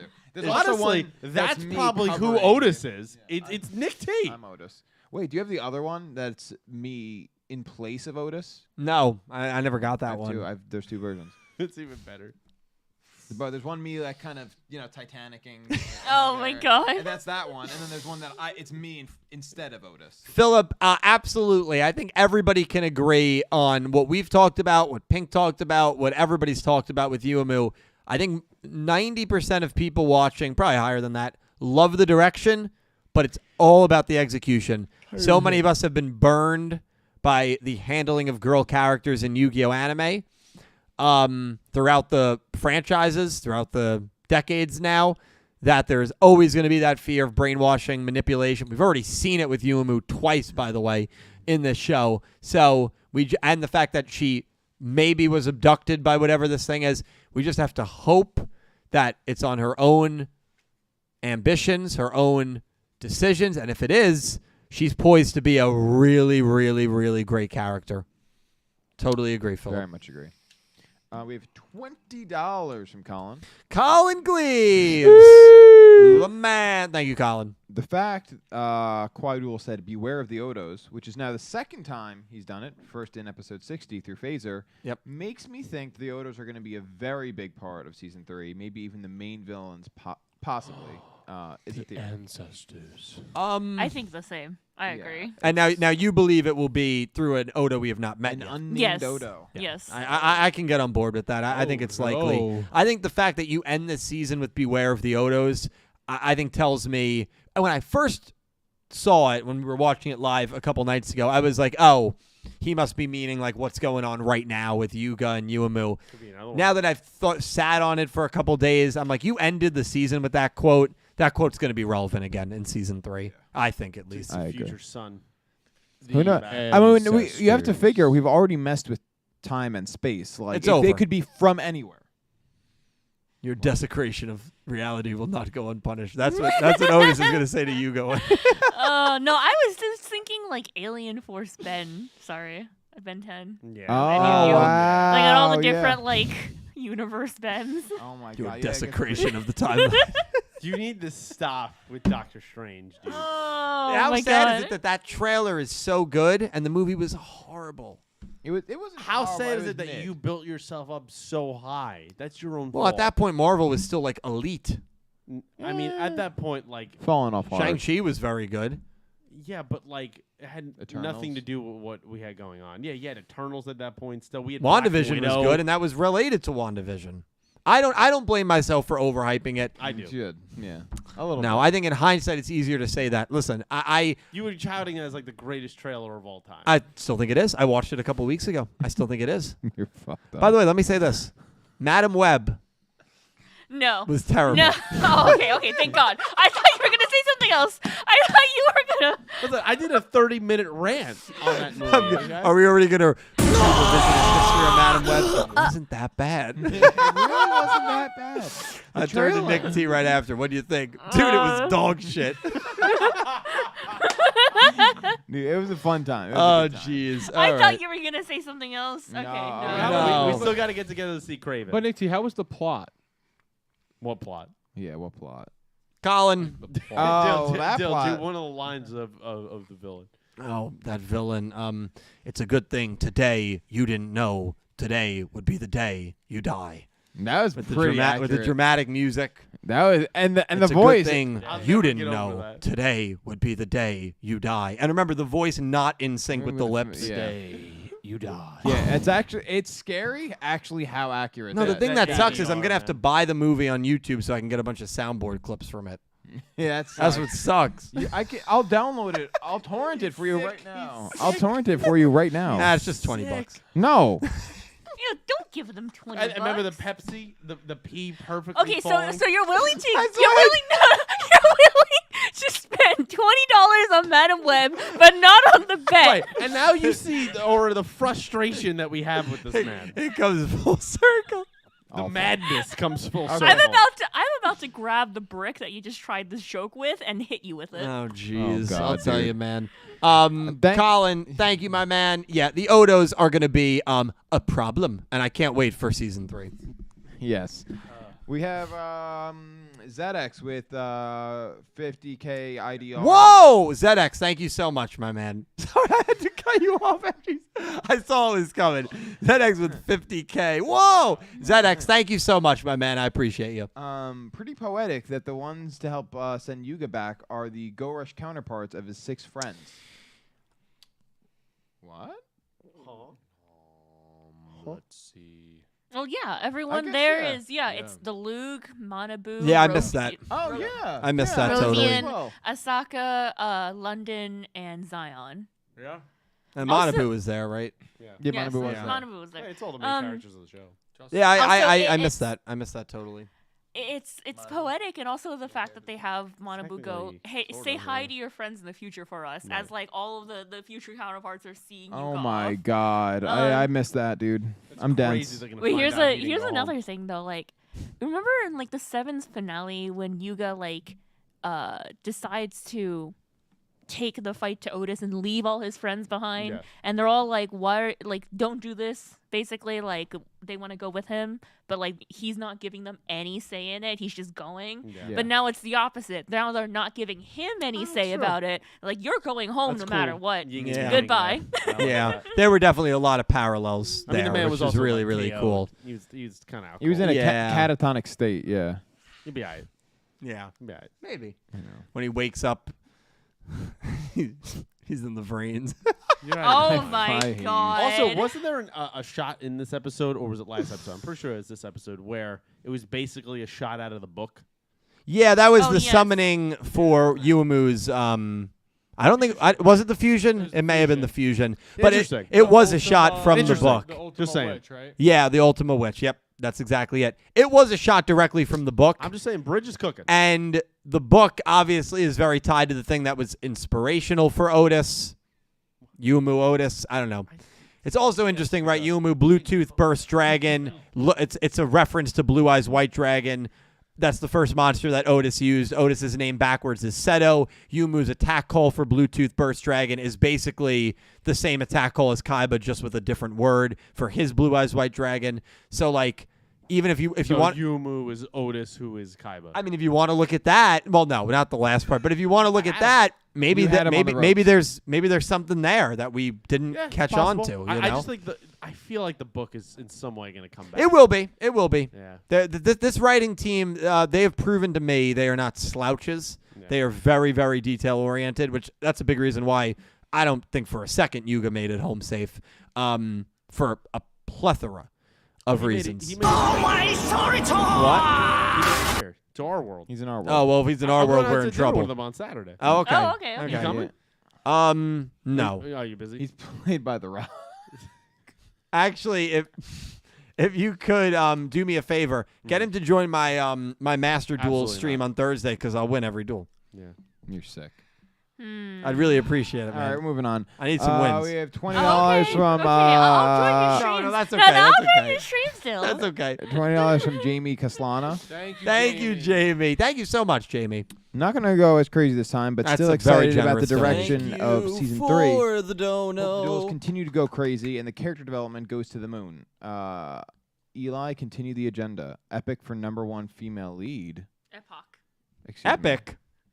Epoch. Games? Epic So- Games. Epic Games. Someone's dude. tired. Epoch, yeah, yeah, I'm Kidding, it is exhausted, late. It dude. is Yeah, late. we're I'm all kidding. exhausted, I know. dude. Yeah, I late, actually man. work a job. Oh, it's dude. 11:30. Yeah, it's 11:30. Oh, Wrap it up. That Keep was going. good. Wrap it up. Yeah, bro. I come here. Oh yeah, sorry. I just woke up from a nap 5 minutes ago. Yeah, man, mouse jiggles all day. It's the same Well, I thing do at take like a 2 nap. PM too. Oh, okay. On one day of the week. And 10 o'clock signing on the Fortnite.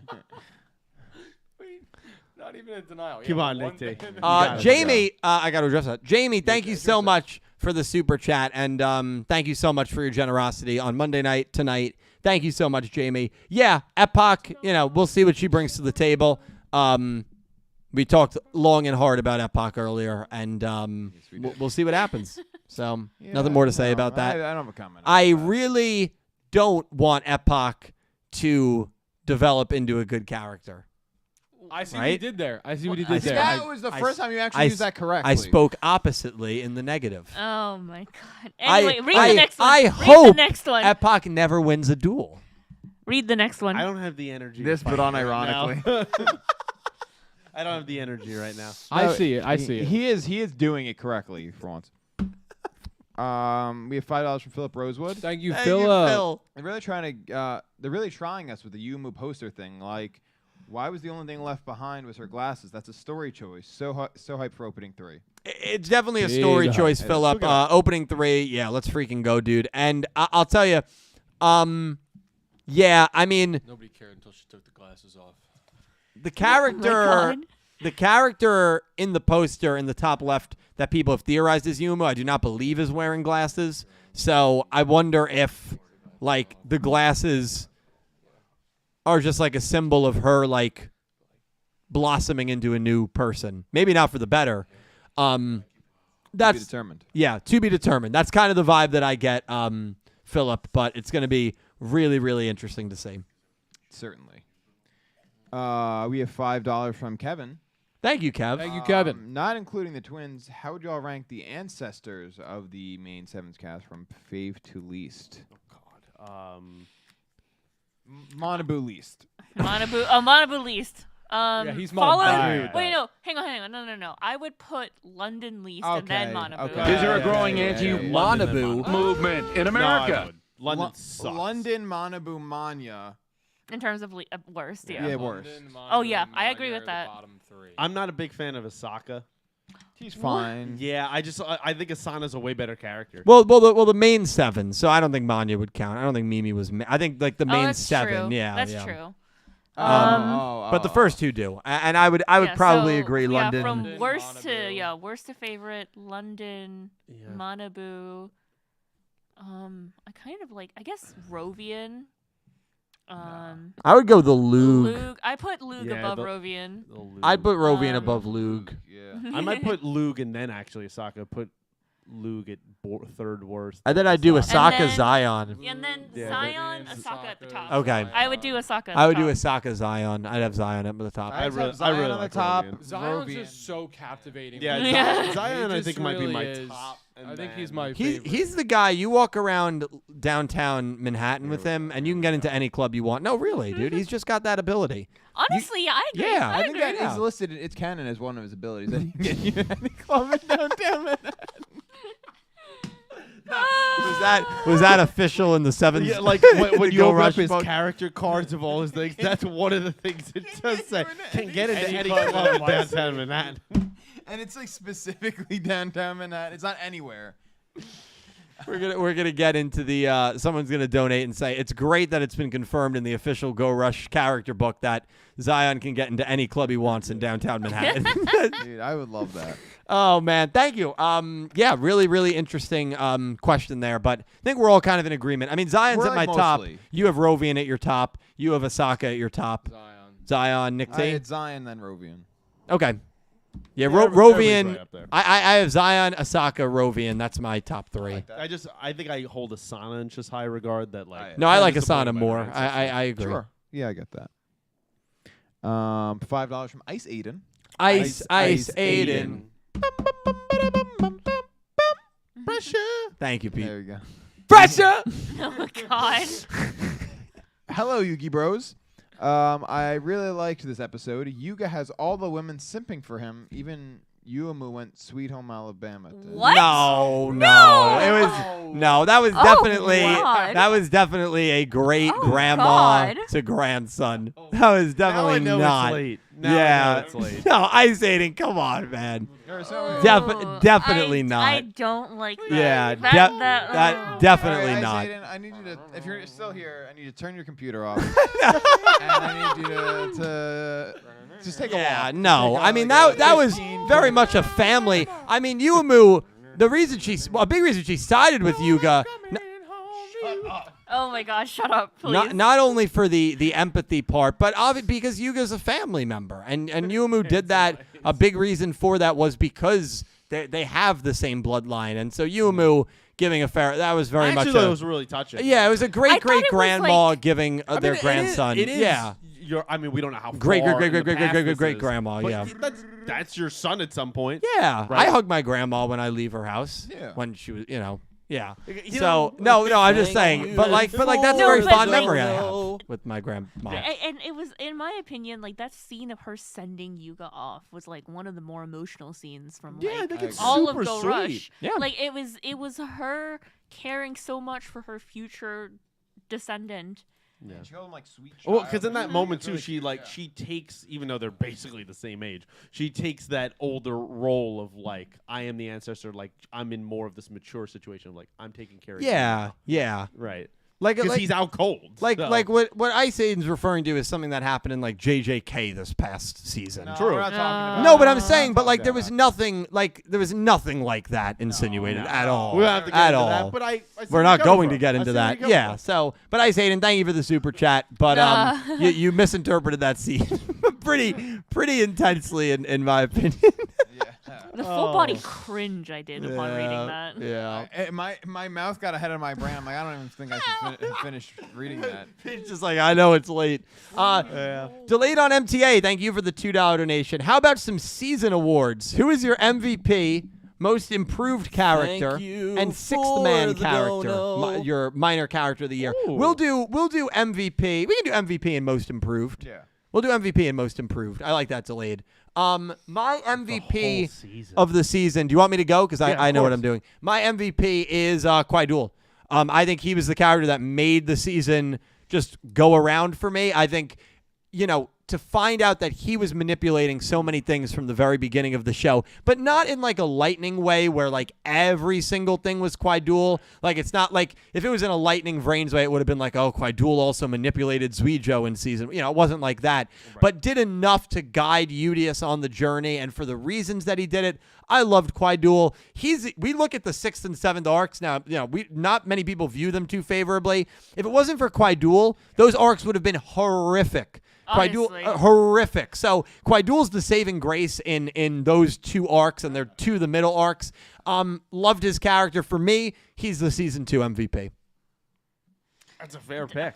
I mean, I agree. And like whenever we talk about seasons like 6 and 7, and like no matter if we had them low or high, we all went like loved Kwai Duel. Yeah. He was the highlight of great the character. season. Like I Should have got more of him. I didn't like Galaxy Cup arc, but he was the highlight of that whole arc. Yep. Yeah. Loved him. He's Ye- great. Yeah. Nick T, your MVP of season 2? Man. Can you skip me for a second? MVP. I hate to agree with you guys, but no, because like I don't want it to just seem like I'm picking it because you picked it. But I think my MVP would also be Kwai Duel, which is almost ironic because the Quadruple Space-Time arc we all didn't really love. It's not due to him. But it's not his fault. Yeah, I think that he, as a whole, was kind of the reason this season happened. Right? Like, almost everything in this season was controlled or manipulated in some form by Quadruple. And even after he's gone, he's still, like, his messages are still ringing through in the last arc of the season. So I think his impact is the biggest, I think, of anybody in the season. Pete? I'll have to agree with that. I'd say most improved. We can't forget is Yuhi. Like, that's my most improved, 100%. I mean, by far. Like, 100%. I went back and forth between him as MVP or not, but like what I feel about him. I'm in now agreement after the with season, most to improved. season Yeah. 1, just incredible. A 6-man, honestly, I think for the impact that he was in, I'm gonna give it to Yugioh. I think he had some amazing impact episodes in this season, kind of culminating with his death at the end of it, that were really moving and emotional for me. He was a part of helping with Phaser figure out the whole Quadruple situation, that something was up, and helping Yuhi in turn. I think he is definitely a 6-man in there. Yeah, so most improved, I'm also doing Yuhi. Sure. I was close to actually giving it to Rovian because I was someone who hated Rovian in the first season, and I've come around on her quite a bit in her last couple of episodes, but I can't not give it to Yuhi. So he's my most improved. Nick T, your MVP and most improved. I mean, most improved is definitely Yuhi. I mean, it's like the meteoric whether you rise wanted of it to Yuhi. be or not. Yeah, exactly. I mean, we went from talking like trash, like maybe not that harshly, but like he was a dumb kid in season 1, and then it was just like very rapidly just became a charismatic character and like adept duelist. Yep. As far as like MVP, I'm gonna kind of go to a dark horse here and say Yugioh. I mean, maybe there's a bias there, but I think he kind of like is not behind the scenes necessarily, but he's like tangentially involved in like almost everything that's happened this season in some form, culminating in like his sort of send off, which was like some of the most impactful moments of this season for me. Yeah, like it. Or your most improved? I'm telling you, it's not Yuki. He went on a meteoric rise and immediate fall for me. So he ended up exactly back where he left off. No. He went up in Arc 6, he went way down after that. Because just too much switched over to him. Yeah, it's too much switched over to him. Like, all of a sudden, he was just doing everything. Yeah, and it was like something we talked about. Yeah, I didn't enjoy that. Anyway, most improved. I guess like here's a dark horse. Dinoa. Had some good moments, I mean, like I went from like pretty ambivalent on her to like really caring about her at the end of like 97, when like Muta was like dying and she was holding his hand and she was so scared of death. Like she was the only person in like the Yugioh, Muta, Dinoa trio that was like actually scared of death. Muta had accepted it, Yugioh had accepted it, and she was just terrified, and like I felt for her. Yeah. It's a good moment. Yeah, it was a good moment. I think most improved is Dinoa for me. MVP definitely Quadruple. Yep. I enjoyed Quadruple so much. And yeah, he was the highlight of even though the arcs that he was in were bad overall, he was the highlight of all of them. And what was the last one? Sixth man. Kind of like your bench utility player that just had it's an NBA term that just had a really, really good year or good season. Yeah, they're not like a standout minor. Star, it's supposed to be like your minor they're character. Still like a damn good. A minor character who had a really good season. Yeah. I'm not gonna pick one. I just can't think of one. I'm trying to think of one. Mr. Tazaki. Yeah, I know you want to say Ron. You can say it. Just get ready to defend it, because you can say, "Oh, Ron." I'll leave, dude. It's I'll 11:46. I will leave. I see how many donations are there. Yeah, delayed. We're moving on. Delayed. Thank you so much for the donation. Dragon Claw, thank you for the 888 Go Rush donation. Appreciate you, Dragon Claw. Crack Theory. One of the villains on the season 3 poster is Spring Heeled Jack. Now that is a theory that I can get behind. I love it. I love it. Dragon Claw, that is one of the better theories I've crazy. heard in We a should have long time. 40-minute discussion on that. No. I would leave. All right, we've got some super chats, Nick T. Yeah. Thank you, Dragon. I almost said thank you, Jack. Thank you, Jack. Thank you, It's for Drag. real, Jack. We have $2 from Philip Rosewood. Epoch is basically believe in a Spring Heel Sunday Jack. character easily. I don't know the exact definition of that. I don't know. Does that qualify? What? Can you read it again? Epoch is basically a Tsundere character. Yeah, that she qualifies. That's just an angry character. No, it's a character that like doesn't mean what they actually like say. Oh yeah. Gotcha. Oh, so like every time it's a character archetype. Like you it's could a Right. trope. tell when she's saying idiot, but she's actually saying it in an endearing way. Yes, Yeah. that's exactly it. I always say that when I call you an idiot, it's an endearing. No, I know, I It's know. a term of endearment. Well, I will say this: I am not at all excited to see if Epoch grows in this upcoming season. Nick T. Next don't know. By the way, Let him cook. Yeah. That's how I'm going to talk about Epoch going forward for a long time. You're gonna have to replace one of your kidneys. Next don't know. By the way, I'm gonna I'm about Both to of next his down- kidneys. I really did not like Epoch in this episode. And after every sentence, I'm going to smile and I'm look with- around. I'm with you on it, by the way. I'm absolutely on this. By the I'm way. definitely not thinking IHOP. Yeah. Now you're getting it. There All we right, go. I'm tired. I'm All going to right, we sleep. have 26 months of Raw Yellow from TNX. Thank you, Railways. Thomas. Thank you, Appreciate you, my Thomas. man. I still need to catch up, but I skipped ahead You're- to see the last few episodes. you're- Draw or no contest probably has been the best result for the duel. Highly disagree. Yeah, I think that you I- should watch the arc, Thomas. Yeah, I like, will say the arc actually- was really good. Actually watch Yeah. watch the arc, please. The fact that Udius won and yet the victory meant nothing. No victor in space. No, there's no victory in space. Like he's all like, this battle has no victor. Like that was the point, that he won, We all lose here. but everyone lost. And it's not really a bad look for Yumu, who is using a deck she's unfamiliar with, taking over a duel in the middle of it. Like, I just She want Yuga to crushed. get a win, man. Please. well, that's not happening. But and so for Yuga, it's business as usual. So Yumu, it wasn't Hey. a bad look. No. What? Can you argue it No. in this show? So I would highly recommend Thomas, and thank you for being a member. I think the result was right. I think it was the right result, and I would say, because I think what draw no result does, I guess you could argue it sets up a future clash, which I guess they could have. But for a season finale. Yeah, no, it'd feel like a I like letdown. having something definitive. I agree. Totally agree. Yeah. Sure. Yeah. So yeah, TNX. Appreciate you, my man. Definitely. Watch the season. Yeah, or Yeah. even the last arc. It's really, really good. Gives you a better glimpse. We have $5 from Gravity Hero. Thank you, Grav. Thank you, Grab. So I finished 5Ds, and now I'm continuing where I left off in Zexel. Do you think that Vector should have been the final boss? Ooh. Spoilers for. No, I mean, not really. It's not really spoilers. I you want to answer? I think for what Vector's character was,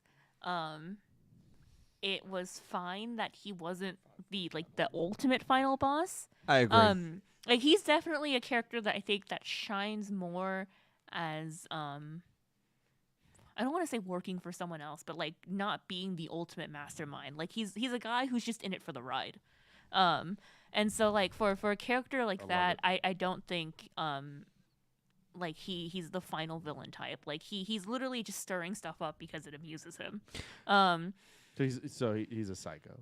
Yes. the exactly. role reminds me a lot of the role Yuri played in Arc 5, and I think if would Yuri have been a good final villain? I don't really think so. I think he was great in the role that Yeah. he played, What a and great finish for him too. You think you're a good leader? I don't. I feel the same about Vector. I've never actually thought, I think because I liked Vector's character so much, I've never thought he should have been the final boss. Now, was the final boss of Zexel maybe a little underwhelming as a character? Yes. Certainly. Certainly.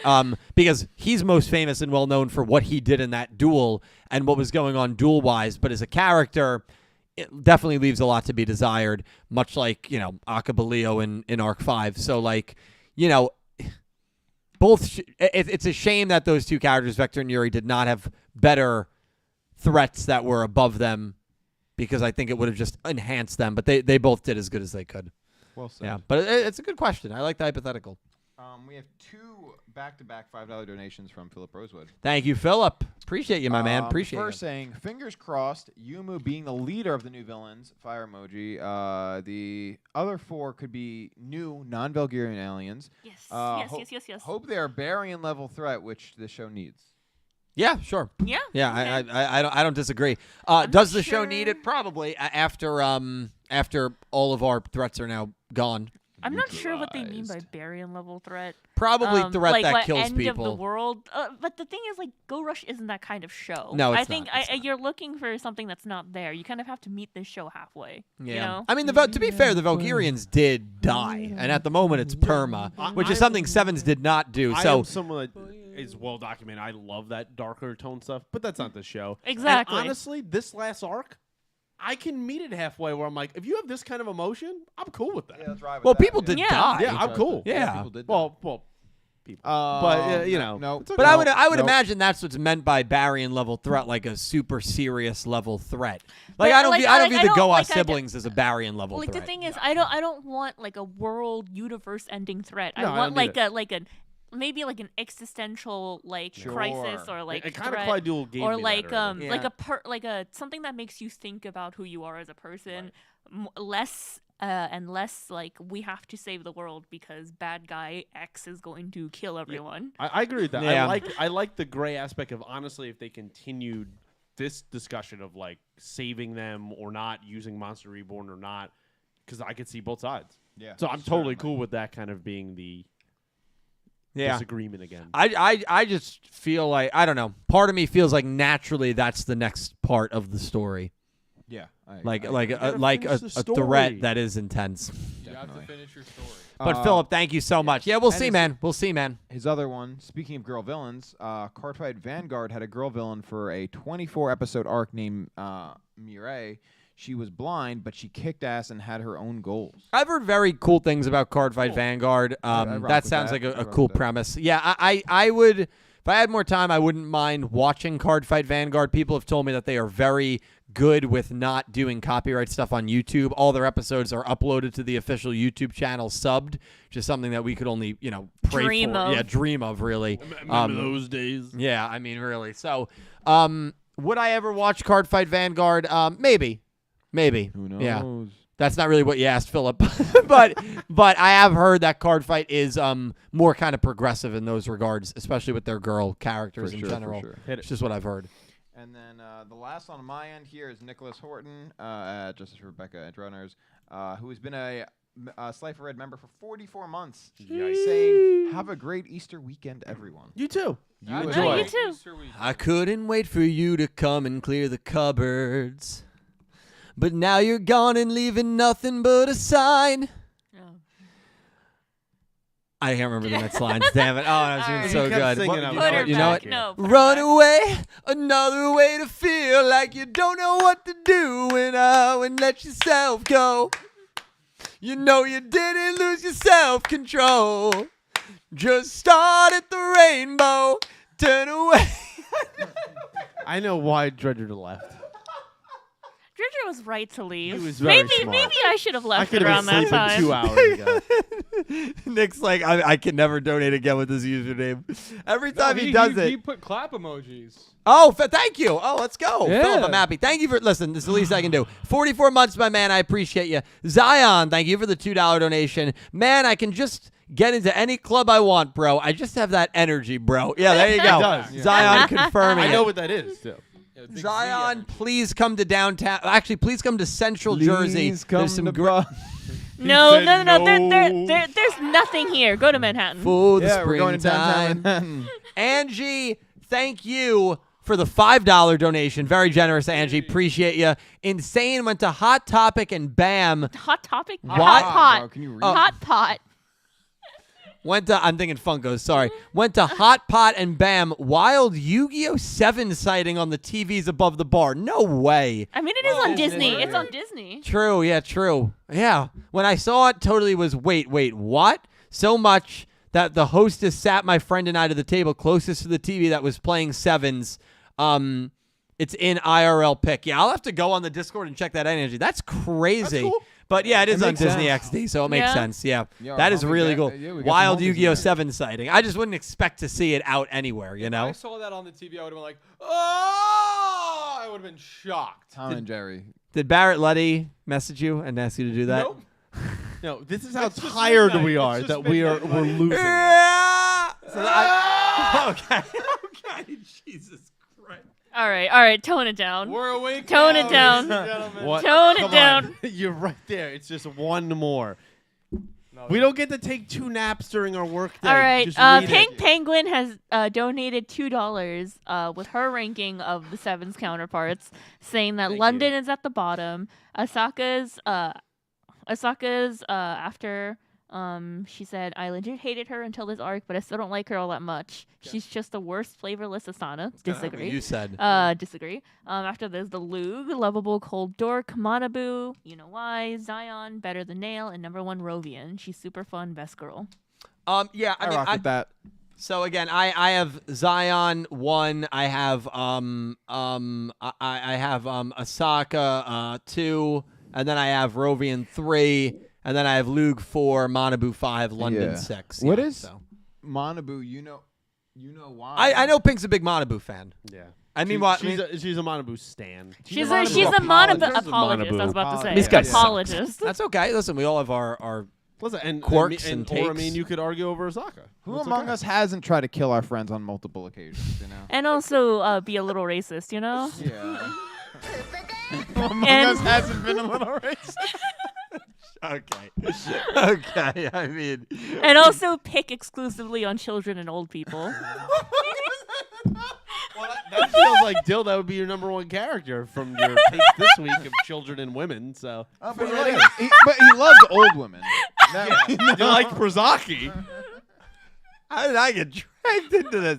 I wasn't in this because you're conversation. keeping us awake. Oh, jeez, All right, and then our last on this end is €5 from £5, excuse me, from TNX Railway. Thank you, Railways. Thank you. I know I dude. need to watch the episodes. A bit of a burnout from watching as long as you have, and didn't like some of the episodes in season 2. No, you know Very what? valid. No, Fair. it's totally fair. It's And there- totally even fair. on our lists, a lot of us had at least 2 of the 4 arcs in our bottom 4. For sure. Yeah, 5, 6, 7, 8 are all the He had 3 of them.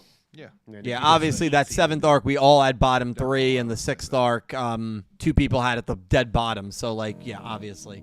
No, listen, I get it. There is a lot of burnout in regards to Yu-Gi-Oh. There's never a break. If you get behind a couple of months, you know that snowballs into 3 months. That snowballs into a year, and now you're 52 episodes behind. I totally get it, dude. So It's overwhelming. It's so overwhelming. So over. And by the way, Thomas might have been thinking like, all right, there's going to be a new Yu-Gi-Oh! Announced in December. I'll just start back up in April. Right. And they said, And then they "Psych." said, nope, Go Rush is getting a 3rd year. And now you're like, shit, excuse my language, I'm 40 episodes behind. What do I do? You know? So, Thomas, I totally get it. Full You respect watch to you, man. Yu-Gi-Oh! Everything's reviews on every. Oh, that's right. You Well, can't do that. No, my reviews have also been very, very sporadic. That's the issue. I was trying to help him out, man. Yeah, It happens. I You can watch these podcasts. Do You a pretty good job. Okay, at that point, just watch the episodes. These podcasts are sometimes like 7 times as long as the episodes. You mean like We're tonight? more fun. Well, I don't know about that, but we try to break it down in a fun, I don't know about flavorful way with youth With a lot friendly. of tangents. Yeah, with like youth friendly product placement and stuff. What were you Um, gonna say, Aura? Oh, I want to put that away. Put that thing away. I wanted to speak on Pause. Yu-Gi-Oh! 9 a little bit. Please actually. speak on it. Yu-Gi-Oh! 9. And by the way, before you get into it, Can I? Oh, do you it, wanna man. Oh. 200. Oh yeah. Go on. 61 You did this. days, by the way. You And did 21 hours. 20 hours, We could be going to sleep right now, Aura. 59 minutes. Hold on. 59. 58 minutes and 55 seconds till Jump Festa, Yeah. till Yu-Gi-Oh! 9, till a Duel Links movie announcement, till a lore anime announcement, Yeah. till a Rush Duel anime announcement, till a Yeah. Master Rule anime announcement, What? till No. a Okay. massive groundbreaking stream. We cannot wait. Yeah. And we, Caliber, will we be live for it? We will be live. So, Aura, I'm so happy you brought it up. Now, continue. Oh my god. Now I regret bringing it up. I do too. Anyway, I was going to say that I feel like Go Rush and Sevens are a show that could have only existed due to COVID. Interesting. Go Rush in particular, drawing so much from Sevens, I think is like a direct result of COVID. They're like, hey, we can't make new character models. It's easier just to change them up a bit. Also that, and like, I mean, like, so the directors were interviewed on like the audition process for Yuhi, Yugioh, and Yumu, and they were like, we couldn't do auditions. Like, we couldn't find new people. They literally took the very first audition tapes they got and went, you got the role. Jesus. Like, Wow. yeah, like the very first ones. So like and like not even like just on like this animation side, right? Like if you have worked for a company over the course of 2020 into 2021, 2022, 2023, like and you have like outside vendor contacts, or you outsource something in particular to another company, like what is like the one thing that you keep hearing, which is like stay with the people that you know. Stay with the people that you know throughout this pandemic. Like they're like, don't go searching for anyone else. Yeah. Oh, I like the Yeah, I like see where you're going. yeah, and it's like I've been with my company and my previous company, I should say. Yeah, that's right. And like they are just now starting to finally look at other vendors that aren't the ones that we've been working with for like the past 4 years. Anyway, I think Go Rush as a show is something that could have only happened because COVID happened. And you also have to like think about how Yu-Gi-Oh! 9, if they make this a trilogy, if they do that, that means that these voice actors will have to stay on this show for what is essentially like 8 years. That's which is crazy. a very long time. Like I think it's hype to think about Yu-Gi-Oh! 9 being an extension, but I think like when you think about a voice actor giving like 8 years into It's a big commitment. yeah, it's a huge commitment into the show.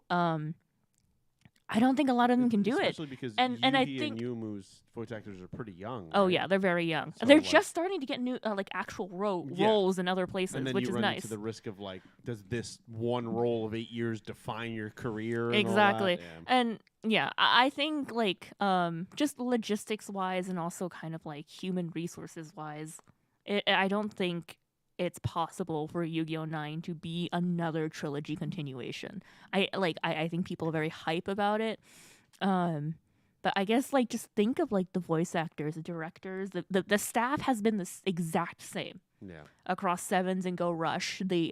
All of the voice actors have been the exact same except for like the handful of new characters. They literally had Yudo's voice actor voice Yugioh. Oh, true. Yeah, like they couldn't do auditions. They just had to reuse the people they already had. So like this, it worked. They made it work. But like this is like a result of COVID show, and it's like a flash in the pan. I don't think it's gonna happen again. Take. Yeah. It's a good take. Yep, Oh, I like that. I like it's that very a lot. interesting. The only way it happens is if Well said. they do a trilogy and they only bring back a very few select characters for more sporadic appearances.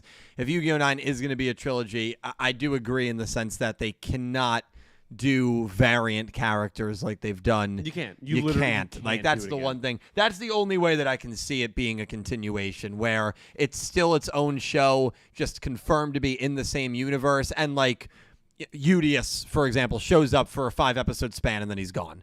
And like all the characters are new. It's new voice actors. There's no variant ancestor characters. But your point about COVID impacting the show, I think is 100% accurate. I fully agree with it. Certainly.